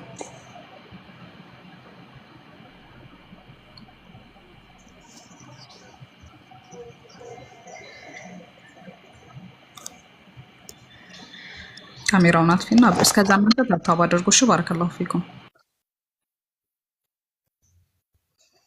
አሁን ይታያል መሰለኛ። ረሽም ሙፍቲ አሁን ይታያል። እያጠፋብኝ ነው ኔትወርክ ይሆናል አላውቅም። እሺ ኢንሻአላህ። እሺ እንትን ሞይሎ ከሆነ እንቀጥላለን። እሺ ቢስሚላህ ወሰለላሁ ዐለይሂ ወሰለም ላይ ብዙ ጊዜ ከሚነሱ ነገራቶች አንዱ ምንድነው እንደ እስልምና ማለት ነው እንደ ጥቅል እስልምና ወይም ደግሞ ነብዩ መሐመድ ሰለላሁ ዐለይሂ ወሰለም ሃይማኖታቸውን ያስፋፉት በጦርነት ነው፣ ሙስሊሞች እንትን የሚሉት በጂሃድ ነው ምናምን ነገር ይላሉ። ኢንሻአላህ በመጀመሪያ የእስልምናውን ብዙ ጊዜ ተመልሷል፣ ግን ነካ እናድርገውና በክርስትና በኩል ደግሞ ጂሃድ በደንብ አድርጎ ጂሃድ እንዳለ ጂሃድን ሰይፍን እንደሚያዝ እንመለከታለን ማለት ነው። ብዙ ነገራቶችን እናያለን ኢንሻአላህ። በክርስትና የምር ጂሃድ የሚባል ነገር የለም ወይ? ልክ አሁን ብዙ ቦታዎች ይከፈታሉ አይደለ? በእስልምና ፈትህ መካ ምናምን እንደሚባለው በክርስትና እንደዚህ አይነት ነገራቶች የሉም ወይ? እግዚአብሔር አላዘዘውም ወይ የሚለውን ነገር ኢንሻአላህ የምንመለከት ይሆናል ማለት ነው። ነገር ግን በመጀመሪያ በአጭሩ ዝም ብለን የእስልምናውን እንመልከት ማለት ነው፣ ተደጋጋሚ ምላሽም ስለተሰጠበት። እሺ አላህ Subhanahu Wa Ta'ala ሱረቱል በቀራ ላይ ምን ይላል? 256ኛው አንቀጽ ላይ ላ ኢክራሃ ፊዲን ቀድ ተበየነ ሩሽዱ ሚነል ገይ ይላል። ፈመን የክፉር ቢጣጉት ወዩሚን ቢላሂ ፈቀድ ኢስተምሰከ ቢልዑርወቲል ውስቃ ለንፊሳመ ለሃ ወላሁ ሰሚዑን ዓሊም ይላል አላህ Subhanahu Wa Ta'ala። በሃይማኖት ማስገደድ የለም። በቃ ይሄ አጭር ነገር ነው። እሺ ክርስቲያኖች ሁላችሁም በደንብ አድርጋችሁ ስሙ። በእስልምና በሃይማኖት ማስገደድ የለም። ማንንም እኛ ለምን አልሰለምክም ብለን አናስገድደውም። قد تبين الرشد من الغي ቅኑ መንገድ ከጠማማው በእርግጥ ተገለጠ። ቅኑ መንገድ ከጠማማው ይገለጥላችኋል። ከዛ በኋላ ማመንና ያለማመን የእናንተ ፋንታ ነው ማለት ነው። فمن يكفر بالطاغوت ويؤمن بالله فقد استمسك بالعروة በአላህ Subhanahu Wa Ta'ala የሚያምንና በጣዖት የሚክድ ሰው ደግሞ ለእርሷ መበጠስ የሌላትን ጠንካራ ዘለበት በእርግጥም ጨበጠ። አላህ ሰሚ አዋቂ ነው ይላል አላህ Subhanahu Wa Ta'ala ማለት ነው። በሌላም ቦታ ደግሞ አሁን እስልምና የሚስፋፋው በጂሃድ ነው ምናምን ይላሉ። ነገር ግን አላህ Subhanahu Wa Ta'ala ምንድነው ያለው ካላችሁ ቁርአን ላይ ኡድዑ ኢላ ሰቢሊ ረቢከ ቢልሂክመቲ ወልመውዒዘቲ ልሐሰነቲ ወጃዲልሁም ቢለቲ ሂየ አሕሰን ያለው ወደ ጌታ መንገድ በብልሃትና በመልካም ግሳጼ በለዘብታ ቃል ጥራ ነው ያለው አላህ Subhanahu Wa Ta'ala። ተዋጋ እየተዋጋህ ጥራ ሳይሆን ያለው አላህ Subhanahu Wa Ta'ala ምንድነው ያለው? ኡድዑ ኢላ ሰቢሊ ረቢከ ቢልሂክመቲ ወልመውዒዘቲ ልሐሰና ነው ያለው። ወደ ጌታ መንገድ በብልሃትና በመልካም ግሳጼ ወይም ደግሞ በለዘብታ ቃል ጥራ ነው ያለው። ወጃዲልሁም ቢለቲ ሂየ አሕሰን በዛች በእርሷ መልካም በሆነችው ዘዴ ደግሞ ተከራከራችሁ። በመልካም ዘዴ በቃ ሐሳብን በሐሳብ ማለት ነው። ወጃዲልሁም ቢለቲ ሂየ አሕሰን ኢነ ረበከ ሁወ አዕለሙ ቢመን ضل عن سبيله وهو أعلم بالمهتدين ጌታ እርሱ ከመንገዱ የተሳሳተውን ሰው አዋቂ ነው፣ እርሱም ቀን የሆኑትን ሰዎች አዋቂ ነው ይላል አላህ Subhanahu Wa Ta'ala ማለት ነው። አንድም ቁጥር 75 ላይ ምን ይላል? ወማ ለኩም ላ ቱቃቲሉነ ፊ ሰቢልላህ። አሁን ጂሃድ ሲባል ብዙ ጥበቦች አሉ፣ ጂሃድ የተደረገበት ምክንያቶቹ ማለት ነው። ከዛ ውስጥ አንዱ ምንድነው?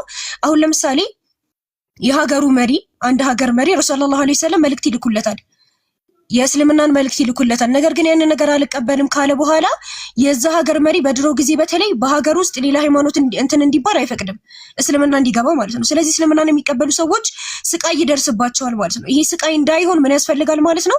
ከዛ ሀገር መሪ ጋር ጂሃድ ወይም ደግሞ ውጊያ ግድ ይላል ማለት ነው። ለዛ ነው አላህ Subhanahu Wa Ta'ala ምን ይላል? ወማ ለኩም ላ ቱቃቲሉነ ፊ ሰቢልላህ ይላል። ወልሙስተድዐፊነ ሚነ الرجال والنساء والولدان الذين يقولون ربنا أخرجنا من هذه القرية الظالم أهلها واجعل ለና ሚን ለዱንከ ወልያ ወጅዐል ለና ሚን ለዱንከ ናሲራ ይላሉ። በአላህ መንገድና ከወንዶች ከሴቶችና ከልጆችም የሆኑትን ደካሞች እነዛን ይላል ጌታችን ሆይ ከዚች ባለቤቶቿ በዳይ ከሆኑት ከተማ ከአንተ ዘንድም ለኛ ረዳት አድርግልን ይላሉ። ለምን? ስለሚበደሉ ማለት ነው። የሚሉትን ለማዳን የማትጋደሉት ለእናንተ ምን አላችሁ ይላል አላህ ሱብሓነሁ ወተዓላ። ምን የተባሉትን የተበደሉትን ማለት ነው። ስለዚህ አንድ ሀገር በእስልምና ካልተያዘ ሙስሊሞች በስትክክል እንትናቸውን መተግበር አይችሉም ማለት ነው፣ እስልምናቸውን። ለዛ በዛ መልኩም አንድ የወጊያ እንትን አለ ማለት ነው። ይህንን ሲያብራራው ምን ይላል? ጃሚዕ አሕካሚል ቁርአን የሚለው መጽሐፍ ላይ ቀውሉሁ ተዓላ ወማ ለኩም ላ ቱቃቲሉነ ፊ ሰቢሊላህ ሓዲን ዐለል ጂሃድ ይላል። ወሁወ የተደመኑ ተኽሊሰል ሙስተድዐፊነ ሚን አይዲል ኩፋሪል ሙሽሪኪን፣ በጣም ደካሞችን ከነዛ ከካፊሮች ወይም ከሙሽሪኮች እጅ ማስለቀቅን፣ የሱሙነሁም ሱአል ዐዛብ፣ በቃ መጥፎ ነገራቶችን የሚቀጧቸው ካፊሮች አሉ፣ ከነዛ ማስለቀቅን ያካትታል ይላል ማለት። ወየፍቲኑነሁም ዐን ዲን ፈአውጀበ ተዓላ አልጂሃድ ሊኢዕላኢ ከሊማቲሂ ወኢዝሃሪ ዲኒሂ ወስቲንቃድ ልሙእሚኒን አዱዓፋ ሚን ዒባዲሂ፣ እንዲሁም ደግሞ ደካማ ባሮቹን ለማዳን ነው አላህ ሱብሓነሁ ወተዓላ አንድ ጂሃድን የደነገገበት ምክንያት ማለት ነው። ወኢን ካነ ፊ ስራ ዋጅቡን ዐላ ጀማዓቲል ሙስሊሚን ኢማ ቢልቂታል ወኢማ ቢልአምዋል፣ በመጋደልም ይሁን በምንም ነገር አድርገው እነዚህን ሰዎች የተጎዱ ሰዎችን ነፃ ማውጣት ይጠበቅባቸዋል ማለት ነው።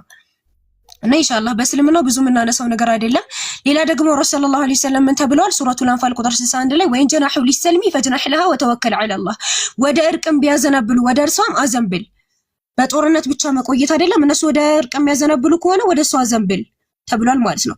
ወተወከል ዐለላህ ኢነሁ ወሰሚዑል ዐሊም፣ ወደ አላህም ተጠጋ እርሱ ሰሚ አዋቂ ነውና ይላል ማለት ነው። በሌላ ቦታ ላይ ደግሞ አላህ ሱብሓነሁ ወተዓላ ሱረቱል በቀራ ላይ ምን ይላል? ወቃቲሉ ፊ ሰቢሊላሂ አለዚነ ዩቃቲሉነኩም ወላ ተዕተዱ ኢነላሀ ላ ዩሒቡል ሙዕተዲን፣ እነዚያም የሚጋደሏችሁ። ሌላ ደግሞ የምንጋደላቸው ነው ማለት ነው የሚጋደሉንን ጭምር ማለት ነው። ወላ ተዕተዱ፣ እነዚያ የሚጋደሏችሁን ተጋደሏቸው። እንግዲህ ያለው ዝም ብላችሁ ሳይሆን የሚጋደሏችሁ። ወላ ተዕተዱ፣ ድንበር አትለፉ። ኢነላሀ ላ ዩሒቡል ሙዕተዲን። ከዚህ ውጪ ቅድም አስቀምጬላችኋለሁ፣ አንድ ሀገር መሪ ራሱ ጦርነት ሳይከፍት ጦርነት የሚከፈትበት ዲናቸውን ለመተግበር መተግበር እንዳይችሉ ስለሚያደርጋቸው ማለት ነው። ለዛ ነው። እሺ ጦርነት ደግሞ በክርስትና አለ ወይ ብለን እንመለስ። ብዙ ጊዜ ብሉይ ኪዳን ምናምን ሲባል ወደ ብሉይ ኪዳን ስለሚያላክኩ ከኢየሱስ ንግግር እንጀምራለን ማለት ነው። ኢየሱስ ምንድን ያለው?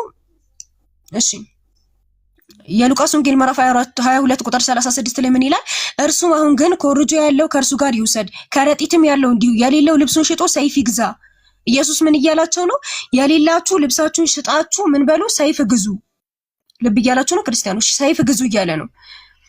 ከዛ በኋላ 38 ላይ ምናምን እነርሱም ጌታ ሆይ እነሆ በዚህ 2 ሰይፎች አሉ አሉትም። ከዛ በኋላ እነሱ እንደዛ 2 ሰይፎች አሉ ሲሉት ምን አላቸው? እሱም ይበቃል አላቸው። 2 ሰይፎች ይበቃል አላቸው። ክርስቲያኖች ግን ብትጠይቋቸው ቀኝ ከን ሲመታ ግራ ከን ስጠው ምናምን ይሉካል።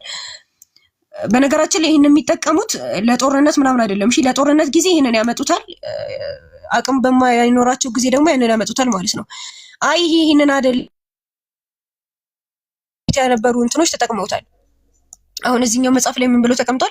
ሰማርሊ ቴዎሎጂያን ኢንተርፕሬትድ ፓሴጅ ሰች አስ ጂሰስ ባዝሊንግ ኢንጀክሽን ቱ ሴል ዋንስ ጋርመንት ቱ ቤር አስወርድ ሉቃስ 22:36 ይላል አስ ኤቪደንስ ዛት ሂ ዲድ ኖት ዲስአፕሩቭ ኦፍ ኦል ዩዝ ኦፍ ፎርስ ይላል ማለት ነው። ምን ብሎ ነው የተቀመጠው? አንዳንዶቹ ቀደምት የሥነ መለኮት ምሁራን ኢየሱስ ልብሱን ሽጦ ሰይፍ ይግዛ ያለው ሉቃስ 22:36 ላይ በማለት የተናገረው ግራ የሚያጋባ ትእዛዝ ይላሉ። እርሱ ማንኛውንም አይነት የኃይል አጠቃቀም እንደማይቃወም እንደማስረጃ አድርገው ይተረጉሙታል። ኢየሱስ የትኛውንም አይነት የኃይል የውጊያ ነገር እንደማይቃወም ይሄ አንድ ማስረጃቸው ነው። ለምን ጊዜ? ለጦርነቶች ጊዜ ማለት ነው። ለምሳሌ ጥንቷ የክርስቲያን ቤተክርስቲያን በዚህ ጉዳይ ላይ ተከፋፍላ ተገኝታለች። ክርስትና ወይም ደግሞ ኮሜትራኒዝም እምነት ጎን ለጎን በሮማውያን ፕሮፌሽናል ጦር ውስጥ ተስፋፍቶ ነበረ። በዛን ሰዓት ምንድነው የተጠቀሙት? አይ ኢየሱስ አይቃወምም የትኛው ያስደውታል ማለት ነው። እሺ ሌላ ደግሞ እስኪ ከበፊት የጳውሎስን ዘለልኩት ወደ ሮሜ ሰዎች ምዕራፍ 13 ቁጥር 4 ላይ ደግሞ ጳውሎስ ምን ይላል? በመልካም ነገር ለአንተ የእግዚአብሔር አገልጋይ ነውና። ይሄም አዲስ ኪዳን ነው። እሺ ብሉይ ኪዳን እንዳትሉ። በከንቱ ግን ሰይፍ አይታጠቅምና ክፉ ብታደርግ ፍራ፣ ቁጣውንም ለማሳየት ክፉ አድራጊውን የሚበቀል የእግዚአብሔር አገልጋይ ነውና። ክፉ አድራጊውን የሚበቀል የማን አገልጋይ ነው? የእግዚአብሔር አገልጋይ ነውና። በከንቱ ግን ሰይፍ አይታጠቅምና። ሰይፍ በከንቱ አልታጠቀም። ልብ ብላችሁ ስሙ። ክፉ ብታደርግ ፍራ፣ ቁጣውን ለማሳየት ክፉ አድራጊውን የሚበቀል ግን አለ። እንግዲህ ቀኝ ግራ ምናምን የምትሉት እንዴት እንደሆነ እኔ አላውቅም። የእግዚአብሔር አገልጋይ ነውና ይላል። ምን የሚል? በሰይፍ የሚበቀል ማለት ነው። እንግዲህ በዚህ ልክ ነው እነሱ ጋር ግድያ እንትን የተባለው ማለት ነው። እሺ በጣም ብዙ እንትኖችን ማየት ይቻላል። እሺ መጽሐፈ አሁን ለምሳሌ ኢያሱን ብንመለከት ኢያሱ ብዙ ጦርነቶችን አድርጓል በነገራችን ላይ ማለት ነው። እና መጽሐፈ ኢያሱ ካህናቱም ቀንደ መለከቱ ነፋ፣ ህዝቡም የቀንደ መለከቱ ደቀ፣ ህዝቡም ሁሉ እያንዳንዱ አንቅቶ ወደፊቱ ወደ ከተማይቱ ወጣ፣ ከተማይቱንም ወሰዱ። ከተማይቱ ምን አደረጉ? ተቆጣጠሩ። ከጦርነት በኋላ በከተማይቱም የነበሩትን ሁሉ ወንዱን፣ ሴቱን፣ ህፃኑን፣ ሽማግሌውን፣ በሬውን፣ በጉን፣ አህያውን በሰይፍ ስለት ፈጽመው አጠፉ። እንግዲህ ወንዱን፣ ሴቱን፣ ህፃኑን፣ ሽማግሌውን፣ በሬውን፣ በጉን ሁሉ ምን አደረጉ? በሰይፍ ስለት አጠፉ ይላል። አጥፍተው ወረሱ ማለት ነው። ከተማይቱንም በእርሷ የነበረውን ሁሉ በእሳት አቃጠሉ። ነገር ግን ብሩን፣ ወርቁን፣ የናሱን፣ የብረቱን ዕቃ በእግዚአብሔር ግምጃ ቤት አደረጉ። እግዚአብሔርም ከኢያሱ ጋር ነበረ። እንግዲህ ይህ የእግዚአብሔር ትእዛዝ አይደለም እንዳትሉ ደግሞ እግዚአብሔርም ከኢያሱ ጋራ ነበረ ይላል። ከማን ጋር? ከኢያሱ ጋር አብሮ ሲዋጋ እንትን ሲል ሴቶቱንም ወንዱንም ጨምሮ ሁሉንም ሲያጠፋ አብሮት ነበረ ማለት ነው። መጽሐፈ ኢያሱ ወልደ ነዌ ምዕራፍ 1 ቁጥር 6 ላይ ምን ይላል? ለአባቶቻችሁ ሰጣቸዋለሁ ብዬ የማልኩላቸው ምድር እግዚአብሔር ማለት ነው። በሌላ ቦታ ደግሞ ምን ይለዋል? የእስራኤልን አምላክ እግዚአብሔር ለእስራኤል ስለተዋጋላቸው ኢያሱ እነዚህን ነገስታት ሁሉ ምድራቸውን በአንድ ጊዜ ያዘ ይላል ማለት ነው። እንግዲህ ኢያሱ የተቆጣጠራቸውን ለምሳሌ ብንመለከት ከነዓናውያንን አሸንፎ ኢያሪኮ የሚባለውን ተቆጣጥሯል። አሞራውያንን አሸንፎ ጋይና ኬብሮንን ተቆጣጥሯል። አምስቱ ነገስታት ጥምረትን አሸንፎ ደግሞ መቅዳ፣ ሊብና፣ ለኪሶና ኤግሎንን ተቆጣጥሯል ማለት ነው። በሌላ ቦታ ደግሞ የሰሜን ነገስታት ጥምረትን እንትን ብሎ አሸንፎ ሐጾርና ማዶርን ተቆጣጥሯል ማለት ነው። እንዲሁም ደግሞ የአቡሳውያንና ኬጢያውያንን ተቆጣጥሮ ደግሞ ምን አደረገ? ወይም አሸንፏቸው ማለት ነው። ኢየሩሳሌምና አካባቢዋንና ዳቤርን በሙሉ ምን አድርጓል? ተቆጣጥሯል ማለት ነው። እሺ እንግዲህ እንደምትመለከቱት አሁን እያሳየኋችሁ ያለሁት በምንድን ነው? በክርስትና በብሉይ ኪዳን ነው። ይሄ ቅድም አዲስ ኪዳን አሳይቻችኋለሁ። ምን አድርጓቸዋል? በስርዓት የሄዱ የተዋጉ የተቆጣጠሩ ማለት ነው። እናንተ አሁን ብዙ ሀገራቶች በጂሃድ ነው የተከፈቱት በእስልምና እያላችሁ እግዚአብሔር አብሮክ እየተዋጋ ነው እያለ በስርዓት በውጊያ በጦርነት ማለት ነው። በጦርነትና በውጊያ ይቆጣጠሩ ነበረ ማለት ነው። ጃስሚን ሰዓት አለኝ ወይስ በኋላ ልቀጥል? ብዙ አለ። መርሐባ የተወሰኑትን ሀሳቦችን አንስሽና ወደ ቀጣዩ እንሄዳለን። አብሽር። እሺ ከብሉይ ኪዳን አንድ ሁለት አንሺ። እሺ ወደ ዳዊት እንሂድና እስኪ አሁን ደግሞ ነብዩ ዳዊት ደግሞ ምን እንዳደረገ እንመልከት። መጽሐፈ ሳሙኤል ካለ ምዕራፍ 5 ቁጥር 6 ላይ ምን ይላል? ንጉሱና ሰዎቹ በሀገሩ ወጥተው ከተቀመጡት እያሳየኋቸው አይደለም እንዴ? እሺ ከኢያቡሳውያን ጋር ለመዋጋት ወደ ኢየሩሳሌም ሄዱ። እነርሱም ዳዊት ወደዚህ ሊገባ አይችልም ብለው አስበው ነበርና ዳዊትን ዕውሮችንና አንካሶችን ካላወጣክ በቀር ወደዚህ አትገባም አሉት። ነገር ግን ዳዊት እምባይቱን ጽዮንን ያዘ፣ እርሷንም የዳዊት ከተማ ናት። ማንን? ጽዮንን ያዘ ይላል ማለት። ዳዊትም በእምባይቱ ውስጥ ተቀመጠ፣ የዳዊት ከተማ ብሎ ጠራት። ዳዊትም ዙሪያዋን፣ እነዚህም በሙሉ ዙሪያዋን ማለት ነው።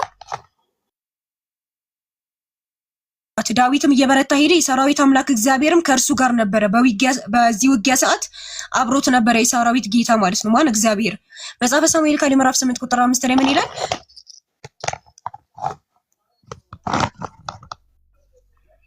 እሺ ከደማስቆም ሶርያውያን የሱባን ንጉስ አድራዛርን ሊረዱ በመጡ ጊዜ ዳዊት ከሶርያውያን 22,000 ሰዎችን ገደለ። ስንት ሰው? ከሶርያ 22,000 ሰዎችን ነው በአንድ ጊዜ ገደለው። ልብ በሉ። ረሱል ሰለላሁ ዐለይሂ ወሰለም ግን ያ ሁሉ በቆዩበት ጊዜ 20,000 እንኳን ይቀርና በጣም ጥቂት 1,000 ነው ብቻ በጣም ጥቂት ሰዎች ነው የሞቱት ማለት ነው በዛ ሁሉ በተደረገ ውጊያ። ዳዊት ግን እንግዲህ በአንድ ጊዜ ከሶርያውያን 2,000 ሰዎችን ገደለ። ዳዊትም በደማስቆ ሶርያ ጭፍሮችን አኖረ። ሶርያውያንም ለዳዊት ገባሮች ሆኑ። ምን ሆኑ? ገባሪዎች ሆኑ።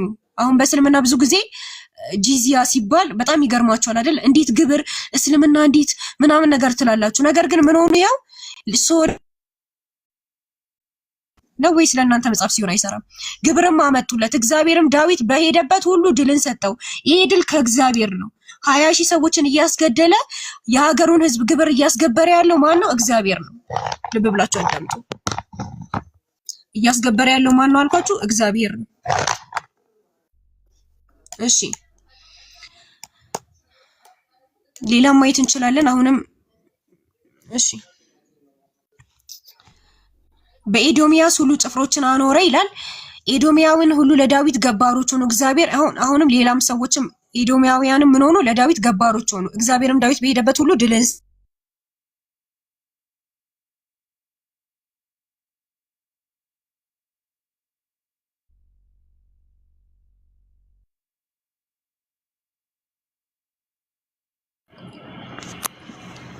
አይ ቲንክ መወዳ ኔትወርኳ ተቋርጠዋል መሰለኝ።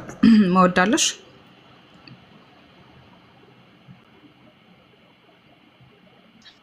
እንዴት ነው በእስልምና ግብር ምናምን ትላላችሁ? የኛው እንደውም ሌላ ጥበብ አለው። የእናንተ ሀገር በዚህ መልኩ ነው እያያችሁ። እሺ የተቆጣጠራቸው ከተሞችን ስናየው ለምሳሌ ዳዊት እንደምትመለከቱት ኢያቡሳውያንን አሸንፎ ኢየሩሳሌምን መቆጣጠር ችሏል። ፍልስጤማውያንን ቅድም እንዳነበብነው አሸንፎ ጋትና በዙሪያው ያሉትን ከተማዎችን ተቆጣጥሯል ማለት ነው። ሞአቢያውያንንም አሸንፎ የሞአብ ምድርን በሙሉ ገባሪ አድርጓቸዋል። ሶሪያውያንንም አሸንፎ ምን አድርጓቸዋል? ደማስቆና ሱባን ገባሪ አድርጓቸዋል ማለት ነው። ኤዶማውያንንም አሸንፎ ምን አድርጓቸዋል? መላው የኤዶሚያስ ምድርን በሙሉ ተቆጣጥሯል ማለት ነው። አሞናውያንን አሸንፎ ራባን ዋና ከተማቸውን ወስዶታል ማለት ነው። እሺ እንዲሁም በተመሳሳይ መልኩ አላብዛባችሁ፣ ሙሴም እንደዛው ጦረኛ ነበረ። ሙሴም ህዝቡን ከእናንተ መካከል ሰዎች ለጦርነት ይሰለፉ ይል ነበረ። ሙሴ ምን ይል ነበር? ከእናንተ መካከል ሰዎች ለጦርነት ይሰለፉ። እያነበባችሁ በደንብ ማን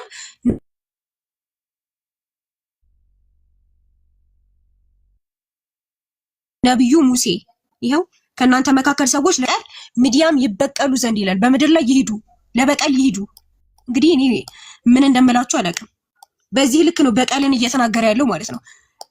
ይሄን እንዳለ ደብቃችሁ ከድናችሁ ታስቀምጡና ጂሃድ ምናምን ትላላችሁ። እሺ እንዳላበዛባችሁ የሙሴን ዘለዋለሁ። ሙሴ ካሸነፋቸው እንትኖች ውስጥ ሙሴ ራሱ ተዋግቶ ሳይሆን ጸሎት እያደረገ እያነሳሳ ምናምን ማለት ነው። ንጉስ ሲሆንን አሞራዊውን አሸንፎ ሄስቦንና በዙሪያው ያሉ ከተሞችን ተቆጣጥሯል ማለት ነው። ንጉስ አጎይን ባሳንን አሸንፎ ደግሞ ኤድሬና 60 የተመሸጉ ከተሞችን እንዲሁም ሌላዎችንም ተቆጣጥሯል ማለት ነው። ሳሙኤልንም ብንመለከተው ሳሙኤል ሳኦልን ቆይ እግዚአብሔር ዛሬ ሌሊት የነገረህን ልነግርህ ነው አለው። እሱም ተናገር አለው። ሳሙኤል ምን አለ ከዛ በኋላ በአይንህ ምንም ታናሽ ብትሆን አለ ለእስራኤል ነገዶች አለቃ አልሆንክም። እግዚአብሔርም በእስራኤል ላይ ይላል ንጉስ ትሆን ዘንድ ቀባህ። እግዚአብሔርም ሄደ ከኃጢአተኞችን አማሌቃውያንን ፈጽመህ አጥፋቸው እስኪጠፉም ድረስ ውጋቸው ብሎ በመንገዱ ላከ ብሎ እየነገረው ነው። ለማን? ለሳኦል ማለት ነው። ምን እያለው ነው? ሄደ ከኃጢአቶችን አማሌቃውያንን ፈጽመህ አጥፋቸው። እንግዲህ ብሉይ ኪዳን ላይ ብቻ እንዳልሆነ ቅድም አይተናል። ዲቦራ የምትባሏም እንደ ነብይ የምትቆጠሯ በብሉይ ኪዳን ዘሲምቱ በቃ እንትን ብላለች ማለት ነው። በዛ መልኩ አድርጋለች።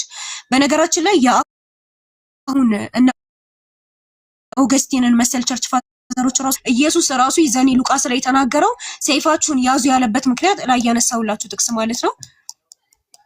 አንዴ ብቻ ላሳያችሁ ድጋሚ ጥቅሱን። ኢየሱስ ራሱ ይኸው አሁን ግን ኮረጆ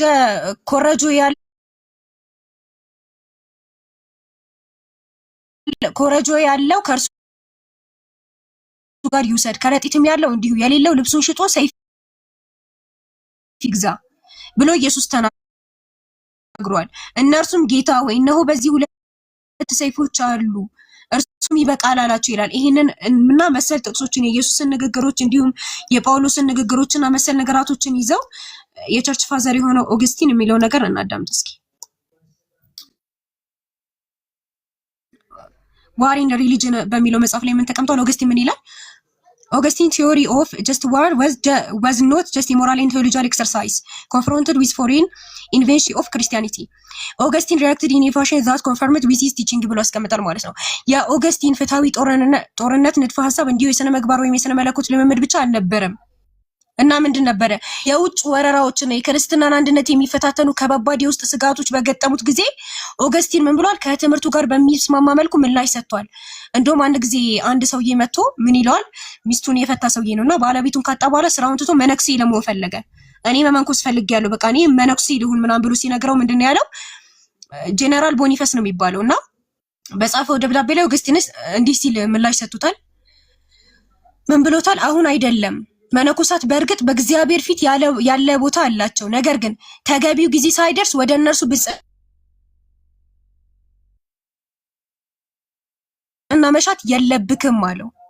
ምን አለው? ተገቢው ጊዜ ሳይደርስ ወደ እነሱ ብጽዕና መብክም። በመጀመሪያ በተጠራህበት ሙያ በትዕግስት መለማመድ አለ። ወይም ደግሞ በቃ ስራክን ጨርስ በመጀመሪያ ያለው እዚህ ውጊያህን ማለት ነው።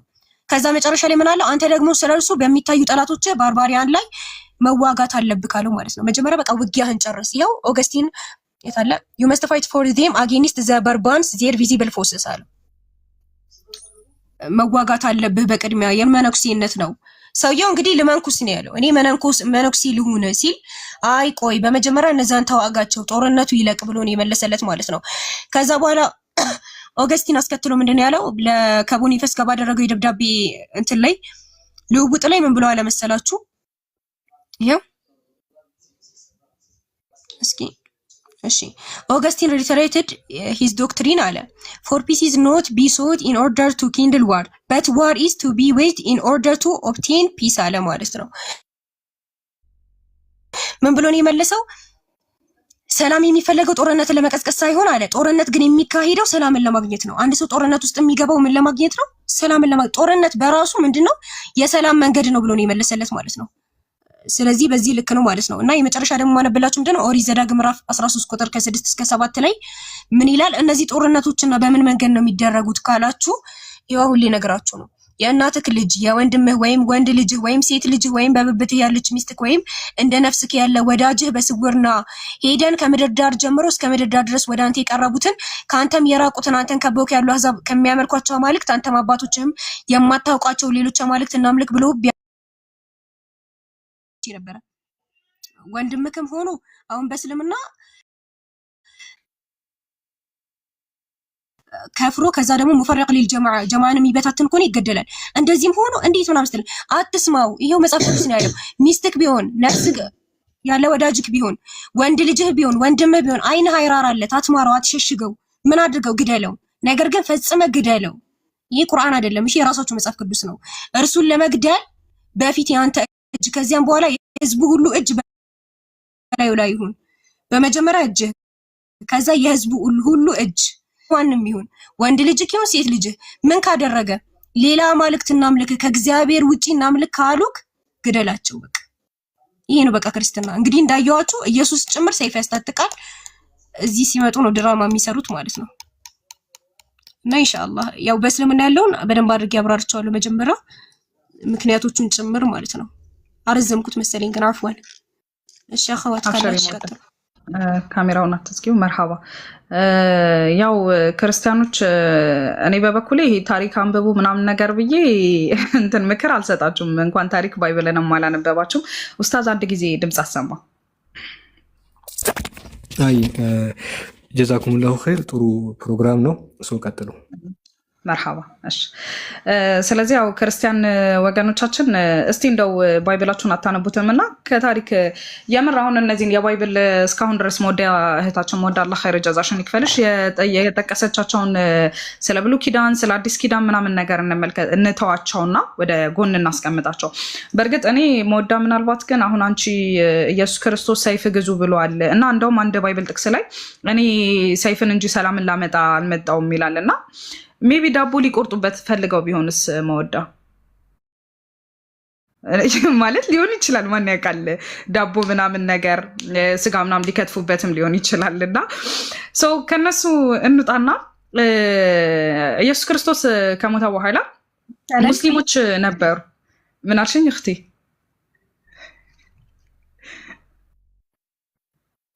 መርሃው ወደ ወራሽ መስጠኝ ነበር። ስለዚህ አሁን ኢየሱስ ክርስቶስ ከሞተ በኋላ ምናልባት ታሪክን የማታነቡ ሰዎች በ10ኛው ክፍለ ዘመን ማለት በ1025ኛው ክፍለ ዘመን ላይ ሙስሊሞች ነበሩ እና ሙስሊሞች ስለነበሩ ቤተክርስቲያኒቷ የፈረደችባቸው ፍርድ ምን ነበረ? ኢየሱስ ክርስቶስን የማይቀበል በሙሉ ቤተክርስቲያኒቷን ይህንን ህግ ያወጣቸው። ቤተክርስቲያኒቷ ምንድን ነው ያለችው? ሙስሊሞች በሙሉ ኦኬ ኢየሱስ ክርስቶስን አምላክነት የማይቀበሉትን በሙሉ ሀገሯን ለቀው እንዲወጡ ኦኬ ሲወጡ እንኳን ወርቅ እንዲሁም ደግሞ ትልልቅ ንብረት ካላቸው ያንን ንብረታቸውን ይዘው እንዳይወጡ፣ ነገር ግን ደግሞ ይህንን ህግ ከተላለፉ ምን ታረጋቸዋለች? የሞት ፍርድ ይፈረድባቸዋል ብላ የደነገገችው ማነች? ያው እናንተ ሰላም የምትሏት ቤተክርስቲያኒቷ ናችሁ።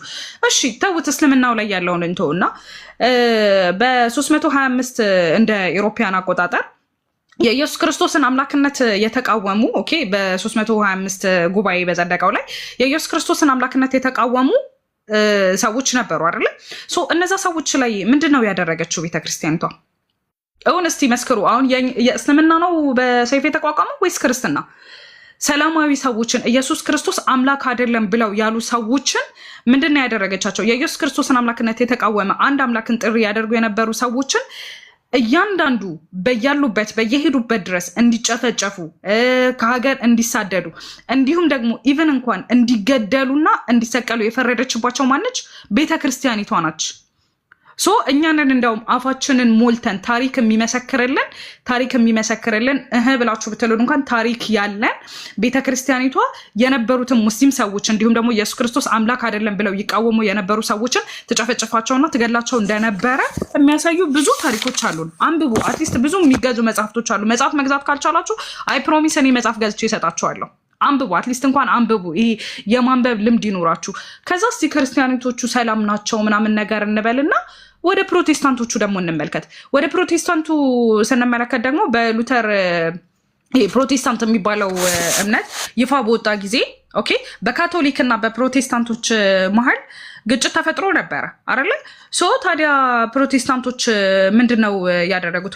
በ1572 ላይ ምንድነው ያደረጉት? እነዚህን ፕሮቴስታንቶች በሙሉ ኦኬ ላይክ ዓለም እንደዚህ አይነት ጦርነትን አላየችም እስከሚባል ድረስ ሌሊቶቹ እስከሚነጋ ድረስ እንግዶችም በተኙበት በሸፍጥ የታረዱበት የተገደሉበት ኦኬ እንዲሁም ደግሞ ብዙ ያሉትን እነዚህ ታላላቅ ጀብድ እንዲሁም ደግሞ የካቶሊክ ጳጳሶችን እያንዳንዱ በሙሉ የተገደሉበት ጦርነት ምንድነው? እናንተው እኛ ሰላም አለን የምትሉ ፕሮቴስታንቶችና ክርስቲያኖች ናችሁ ይሄንን የደም ዝውውር የምታደርጉት። ኢቨን እንኳን ምንድነው በሚገርም ሁኔታ ፕሮቴስታንቶች እንዳው ምንድነው ያሉት? ሉተር ለተከታዮቹ ምን የሚል ትእዛዝ ነበር ያስተላለፈው? ከእናንተ መካከል ኦኬ ከእናንተ ከፕሮቴስታንት ተከታዮች መካከል የቻለ ይግደል አለ። ማሻአላህ አለይ የቻለ ይግደል፣ የቻለ ደግሞ ይነቅ አለ። በተመሳሳይ መልኩ ክርስቲያኖች ያደረጉትን ጭካኔ በሙሉ ፕሮቴስታንቶች ካቶሊኮች ላይ አድርገዋሉ። ምድር በደም እስከምትጨማለቅ ድረስ ታርደዋሉ፣ ተገለዋሉ፣ ተጨቁነዋሉ። እናንተ የትኛውን አፍ ሞልታችሁ ነው እስልምና ላይ ሞልታችሁ አፋችሁ ሞልታችሁ ኖ እስልምና በደም ነው የተቋቋመው፣ እስልምና በሰይፍ ነው የተቋቋመው? አንብቡ፣ ታሪክን አንብቡ። በቃ ባይብላችሁን አታነቡትም አይደለ? እያንዳንዱ ክርስቲያን ባይብልን ምንድነው የሚያደርገው? አልጋው ስር ይከታውና ወይም ደግሞ ትራሱ ስር ያስቀምጠውና ማርያም ትጠብቀኛለች የሚል ህግና ህግ ብቻ ነው የሚያወጣው። ከዛ ውጭ የትኛውም ክርስቲያን ደፍሮ ባይብሉን አያነብም። ለምን? ፈጣሪ ነው የሚያውቀው። ስለዚህ አትሊስት እንኳን ይሄ ምንድነው ሻወር ከራስ ይጀምራል ይባላልና ሁሉንም ነገር እስልምናው ላይ ተዉትና ባይብላችሁን በደንብ አንብቡ። አይኑ እኛ ባይብል ለማንበብ ታይም የለንም ብላችሁ የምትል ከሆነ ደግሞ የታሪክ መጽሐፍቶችን አንብቡ። አሁን ላይ በኢንተርኔት በጣም ያደግነበት ዘመን ነው። እናንተ ትላንትና የነበራችሁት የበጉ ዘመን ላይ ነው ያላችሁት። ወደ ፍየሉ ዘመን ነው። ትንሽ አእምሯችሁን አሰሩት። አሁን ላይ ያለንበት ዘመን ቴክኖሎጂ የበዛበት፣ ኢንተርኔት ላይ ብትገቡ ምንም አይነት ታሪክን አምጥታችሁ የምታሳዩበት ያለፉትን ታሪካቶች በሙሉ የምታዩበት ዘመን ላይ ነው ያላችሁት። ስንት ሺህ ሙስሊሞች በክርስቲያኖች እንደተገደሉ፣ ስንት ሺህ ካቶሊኮች በፕሮቴስታንቶች እንደተጨፈጨፉ ገብታችሁ አንብቡ እንዴ። አልሐምዱሊላህ አለል ኢንተርኔት በሞላበት ዘመን አደድቡ። ቢያንስ እንኳን በበግ ዘመን በፍየል ዘመን በግ አትሁኑ። ለማንኛውም ይሄን ያህል ካልናችሁ በቂ ነው። ከበቂ በላይ ምክር ሰተናችኋል። መርሃባ ሳቢና፣ ቀጣዩን ፕሮግራም እስቲ አንቺ አንድ በይን። እኽት ያለሽ አለው አልሰማ ትሰሚያለሽ? መርሃባ ኡስታዝ በትልቁ አድርገኝ። እሺ ብስሚላህ። እስካሁን እንግዲህ ብዙ ለነብይነት መስፈርት ተብለው የሚቀርቡ ነብያችን ላይ የሚነሱ ጥያቄዎችን እንግዲህ እሳቸው ላይ የሚነሱትን መልሰን እንደገና ደግሞ ያንኑ ተመሳሳይ መስፈርት ወይም ያንኑ ሚዛን የባይብል ነቢያት ላይ እየወሰድን እነሱን እየመዘንን ነው ያለ ነው። ኢንሻአላህ አሁን ደግሞ ምንድነው የምናየው ትንቢት የሚል ነገር እናያለን። ትንቢት ስንል ምን ማለታችን ነው? አንድ ነብይ እንግዲህ ከመምጣቱና ህዝቦቹን ከማስተማሩ ከመስበኩ በፊት አስቀድሞ ከሱ በፊት በነበሩ ነቢያቶችና ከሱ በፊት በተላኩ መልእክተኞች ይተነበይለታል ነው። ከሱ በፊት የነበሩ ነቢያቶች ይተነብዩለታል። ከዛ በኋላ ሲመጣ ህዝቦቹ ያንን ትንቢት መሰረት አድርገው ይቀበሉታል፣ ያምኑበታል ማለት ነው። ስለዚህ ይህንን መሰረት አድርገን ነቢያችን ሰለላሁ ዐለይሂ ወሰለም ትንቢት ተነግሮላቸዋል ወይንስ አልተነገረላቸውም የሚለውን ጥያቄ ስናነሳ ምን የሚል መልስ ነው የምናገኘው? አዎ በትክክል በሚገባ ተተንብዮላቸዋል ነው። ይህንንም ደግሞ ማሳየት እንችላለን። ለምሳሌ በሱረቱ ሰፍ ምዕራፍ 61 ቁጥር 6 ላይ አላህ Subhanahu Wa Ta'ala ያስቀምጠልን አያለ። እንግዲህ ከነቢያችን በፊት የነበረው መልእክተኛ ከነቢያችን በፊት የነበረው ነብይ ማን ነው? ኢሳ አለይሂ ሰላም ነው፣ ሁላችንም እንደምናውቀው ማለት ነውና ኢሳ አለይሂ ሰላም ከመምጣቱ በፊት ምንድነው የተናገረው? ወይም ደግሞ ከሱ በፊት የነበሩ ብዙ ነቢያቶች አሉ። እሱ ደግሞ መጥቷል። ከሱም በኋላ ደግሞ የሚመጣ የመጨረሻ ነብይ አለ። ስለዚህ ስለመጨረሻ ነብይ ከሱ በፊት ያለፉ በርካታ ነቢያቶች ትንቢት መናገር አለባቸው ማለት ነው። ስለዚህ ኢሳ አለይሂ ሰላም በሱረቱ ሰፍ ላይ ምን ይለናል? የእስራኤል ልጆች ሆይ እኔ ከተውራት በፊት ያለውን የማረጋግጥና ከኔ በኋላ በሚመጣው መልእክተኛ ደግሞ ስሙ አህመድ በሆነው የማበስር ብሎ ብስራቱን ተናግሯል። ሚንስ ከሱ በፊት ያለውን የሙሴን ተውራት ያረጋግጥና ከሱ በኋላ ያለውን ደግሞ የመጨረሻውን ነብይ በብስራት መልኩ ይናገራል ማለት ነው። ስለዚህ ይህንን ቁርአን ላይ ማግኘት እንችላለን። ከሳቸው በፊት የነበረው ኢሳ አለይሂ ሰላም ተናግሮላቸዋል ማለት ነው። እንዲሁም ደግሞ ሱረቱል በቀራ ምዕራፍ 2 ቁጥር 146 ላይ ምን ይላል? አላህ Subhanahu Wa Ta'ala የመጽሐፉ ሰዎች ወይም ደግሞ አህለል ኪታቦች በመጽሐፍቶቻቸው ውስጥ ነቢያቶቻቸው ምን የሚል ነገር ነው ያስተላለፉላቸውና ያስተማሯቸው? ስለመጨረሻው ነብይ ተነግሯቸዋል፣ ትንቢት ተጽፎላቸዋል። ይህንን ያስቀምጥልናል። ስለዚህ ይህንን ትንቢቶች ደግሞ ሂደን ያለፉ መጽሐፍቶች ላይ ስንፈልግ ያው ምንም እንኳን አሁን ላይ ያሉት ተውራትና ኢንጂል በፊት የነበረውን ቅርጽ የያዘ መለኮታዊ መመሪያ ነው ብለን ባናምንም ነገር ግን የቀሩት መለኮታዊ ቅሪቶች አሉ። ሶ ቤዚካሊ እዛ ላይ ማግኘት እንችላለን ማለት ነው። ነቢያችን ሰለላሁ ዐለይሂ ወሰለም የተነበዩ ትንቢቶችን ማግኘት እንችላለን። ለምሳሌ ዘዳግም 33:2 ላይ ያሉ 18 ላይ ያሉትን ኢሳያስ ላይ ትንቢተ ዳንኤል ላይ የዳንኤል ህልምን በጣም ብዙ ከነቢያችን ሰለላሁ ዐለይሂ ወሰለም ውጪ ማንም ላይ ፊት ሊያደርጉ የማይችሉ ወይ በኢየሱስም ይሁን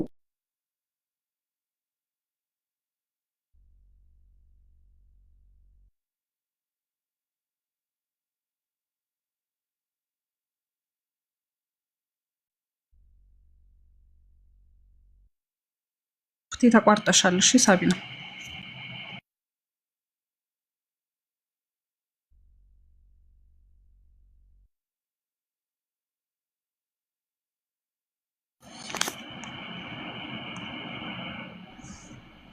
መርሐባ። ስለዚህ ያው እሷ የጀመረችላችሁ ሀሳብ ደግሞ አክቹሊ ሀሳቦችን ጨርሳቸዋለች። ትንቢት ነው። ሶ አሁን ክርስቲያኖች ከሚያነሱት ሌላኛው ደግሞ ውሃ ማያነሳው እንትናቸው ውስጥ ደግሞ ጥያቄያቸው ውስጥ ደግሞ ምንድነው? እስቲ ለነብዩ መሐመድ ሰለላሁ ዐለይሂ ወሰለም ከተነገሯቸው ትንቢቶች ወይም ደግሞ ከተነገሩላቸው ትንቢቶች መካከል አምጡና አሳዩን። ነብዩ መሐመድ ሰለላሁ ዐለይሂ ወሰለም ትንቢት ተነግሮላችኋል ብላችሁ የምትሉ ከሆነ አሳዩን ነው። ሶ እነዚህን ሁለቱም በቁርአን አሳይታችኋለች። ከዛ ደግሞ እዚህ ጋር አላህ Subhanahu Wa Ta'ala በሱረቱል በቀራ 146 ላይ ምንድነው ያለው?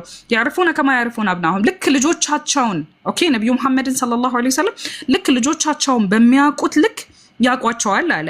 እኛ ባይብል ላይ ነብዩ መሐመድ ሰለላሁ ዐለይሂ ወሰለም ትንቢት ተነግሮላቸዋል ወይም ደግሞ ያ ቅሪት አካል አለው በመንለው ባይብል ላይ ነብዩ መሐመድ ሰለላሁ ዐለይሂ ወሰለም ትንቢት ተናግሮላቸዋል ነው። ከዛ ትንቢት የተገናገረላቸው ደግሞ የቱ ጋር ነው ብላችሁ ስትሉ ዘዳግም 33:2 ላይ፣ ዘዳግም 18:18 ላይ፣ መኃልየ ዘሰሎሞን፣ ኢሳያስና ትንቢተ ዳንኤል ላይ ናቸው። ሶ እነዚህን ጥቅሶች እኛ ምን ብለን እንላለን? እኛ ሙስሊሞች እነዚህ ጥቅሶች ባይብል ላይ የተጠቀሱ ጥቅሶች ምንድናቸው?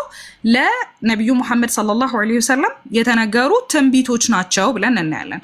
ሶ እናንተ አሁን ለነብዩ መሐመድ ሰለላሁ ዐለይሂ ወሰለም ትንቢት ማለት የፈለጋችሁትን ሳቢና የምትቀጥዩ ካለ ቀጥይ።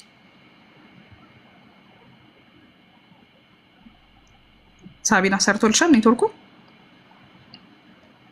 مرحبا እሺ እኔ እንትን ልበለው ስለዚህ ነብዩ መሐመድ ሰለላሁ ዐለይሂ ወሰለም ትንቢት ተነግሮላቸዋል ወይ አይ ኖ ትንቢት አልተነገረላቸውም የምትሉ ከሆነ ደግሞ ነብዩ መሐመድ ሰለላሁ ዐለይሂ ወሰለም ምን ይሆናሉ ውድቅ ይሆናሉ ወይም ደግሞ ነብይነታቸው ተቀባይነት አይኖረውም ኦኬ ሌትስ ሴይ ኢት እንደናንተኛ እንኳን ትንቢት ተነግሮላቸዋል ብለን ብዙ ማስረጃዎችን ማምጣት እንችላለን ስለዚህ ይህ ከሆነ እስቲ ስለ ታላላቅ ነብያቶች እንመልከት ኦኬ ከታላላቅ ነብያቶች ውስጥ ምንድነው ሙሴ ነው አይደለ ሙሴ ሁላችሁም እንደምታውቁት ባይብል ላይ የተጠቀሱ ጥቅሶች አሉ እሱ ምንድነው የሙሴ ባህር መክፈል ኦኬ ሙሴ ታላቅ ነብይ ነው እንዲሁም ደግሞ ታላቅን ተአምር ያደረገ ነው ማለትም ባህሩን የከፈለ ነብይ ነው ታዲያ ይህ ባህሩን የከፈለ ነብይ ኦኬ ይህ ባህሩን የከፈለ ነብይ ማን ነው ትንቢት የተናገረለት ልክ ሙሴ ከመምጣቱ በፊት እነሆ ሙሴ የሚባል ሰው ይመጣል ባህሩን የሚከፍላል ነነነነነ ምናምን ብሎ እንደናንተ እንደ እንትሎቹ ተረት የተናገረው ማን ነው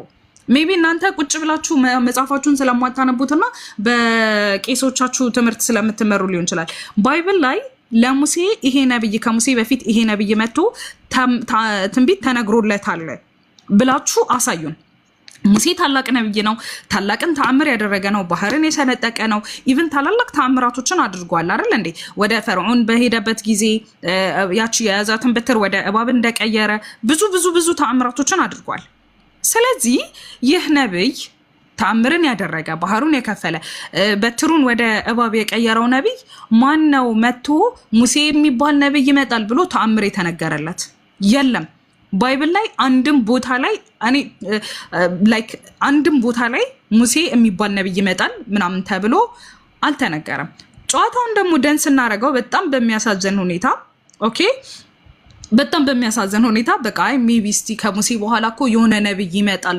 ምናምን ነገር ደግሞ ብላችሁ እንዳትሉ በእስራኤል ነገድ ምን ይላል እግዚአብሔርን ፊት ለፊት እንደተናገረውና እንደ ሙሴ ያለ ነብይ ከዛ ወዲያ በእስራኤል ዘንድ አልተነሳም ማለት በማን ዘንድ በእስራኤል ዘንድ ሶ በእስራኤል ዘንድ ለሚመጡ ነብያቶች ምን አልተነገረላቸውም ትንቢት አልተነገረላቸውም ማለት ነው በእስራኤል ዘንድ የነገራችንን በደንብ ያዳመጣችሁ እሺ ሁለተኛው ደግሞ ማን ነው እንላለን አብርሃም ሁላችንም እንደምናውቀው የነብያት አባት ተብሎ የነብያት አባት የሚባል ኢቭን ኢየሱስ ክርስቶስ እንኳን እንደ ምሳሌ የሚያነሳው ነብይ ነው ሶ እንደ ምሳሌ የሚያነሳው ነብይ ምንድነው ኢየሱስ ክርስቶስ አብርሃም እንኳን እንደዚህ አላደረገም ይያለ ኢየሱስ ክርስቶስ የሚጠቅሳቸው ጥቅሶች አሉ ሶ አብርሃም ነብይ ለመሆኑ አይ ነው አብርሃም እኮ ነብይ አይደለም ብላችሁ እንዳትሉ ደግሞ አብርሃም ነብይ ለመሆኑ ባይብል ላይ ምን የሚል ጥቅስ አለ አሁንም የሰውየው ሚስት መልስ ነብይ ነውና ስላንተ ይጸልያል ትድናለህም አባትህንም መልሳ ግን አንተ እንድትሞት ለአንተም የሆነውን እንዲሞት በእርግጥም ወቃለ ሶ ሙሴ አብርሃም ምንድነው ነብይ ነው ሶ አብርሃም ነብይ ከነበረ የነብያቶች አባት ተብሎ ከነበረ ለአብርሃም ማነው ትንቢትን የተናገረለት አብርሃም ከመምጣቱ በፊት አብርሃም የሚባል ነብይ ይመጣል ምናምን ልክ እንደናንተ አሁን እንደምትነግሩን ወይም ደግሞ እንደምትሰብኩን አብርሃም ይመጣል ብሎ ትንቢት የተነበየለት ማን ነው ለአብርሃም የለም በቃ ለዚህ ነው እናንተ አንድን መስፈርት ሙስሊሞች ጋር ይዛችሁ ስትመጡ አንድን መስፈርት ሙስሊሞች ጋር ይዛችሁ ስትመጡ ምንም ይሁን ምን ባይብላችሁን ቼክ አድርጉት ወላሂ ነብዩ መሐመድ ሰለላሁ ዐለይሂ ወሰለም ባይብላችሁ ላይ ያሉትን የእያንዳንዱን ነብያት መስፈርት የሚያሟሉ ነብይ ናቸው አንድ ነብይ አይደለም ሁለት ነብይ አይደለም ያሉትን ባይብል ላይ የተጠቀሱትን እያንዳንዱን ነብያቶች መስፈርት ያሟላሉ ሺ መስፈርት ብታመጡ ነብዩ መሐመድ ሰለላሁ ዐለይሂ ወሰለም ሺውን መስፈርት ያሟላሉ ነገር ግን ሻወር ከራስ ይጀምራልና እስኪ እናንተ ለሙሴም ሆነ ለአብርሃም ትንቢትን የተናገረለት አንድ ነብይ አምጡና አሳዩን ለሙሴም ሆነ ለአብርሃም አንድም ትንቢት የተናገረለት ካለ አምጡና አሳዩን ኦኬ ሶ ይሄንን ሁሉ ስንመለከት ኦኬ ሌላው ደግሞ ማን ነው ነብዩ አብርሃም ኤርሚያስ ዕንባቆም ኦኬ ድጋሚ ደግሞ መጥምቅ ዮሐንስ ማን ነው እንትን ያለለት ሶሪ ማን ነው ኤርሚያስ ማን ነው ትንቢትን የነገረለት ኤርሚያስም ነብይ ነው አይደለ በሙሉ አይኑ ከመምጣታቸው በፊት ትንቢት ተነግሮላቸዋል ብላችሁ ትንቢቱን አሳዩን አይ ነው ትንቢት አልተነገረላቸውም ብላችሁ የምትሉት ነገር ከሆነ ደግሞ ስለዚህ እነዚህ ነብያቶች ነብያት አይደሉም ማለት ነው ወይም ደግሞ መስፈርቱ ለእናንተ የሚሰራ ከሆነ ለኛም ይሰራል ብለን መቀበል እንችላለን ማለት ነው። ምንም እንኳን ለነብዩ ሰለላሁ ዐለይሂ ወሰለም ትንቢት ቢነገርላቸው አይ ነው አይደለም ይሄ መስፈርት በቃ ወይ ትቀበሉታላችሁ ወይ ደግሞ ባይብል ላይ ያሉትን ነብያቶች በሙሉ ትክዳላችሁ ማለት ነው።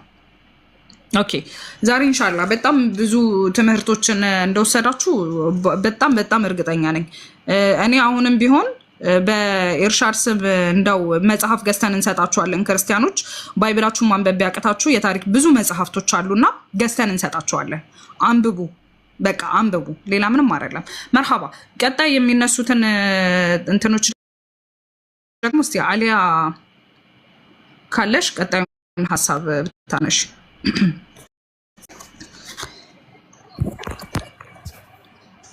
እሺ ቢስሚላህ እንግዲህ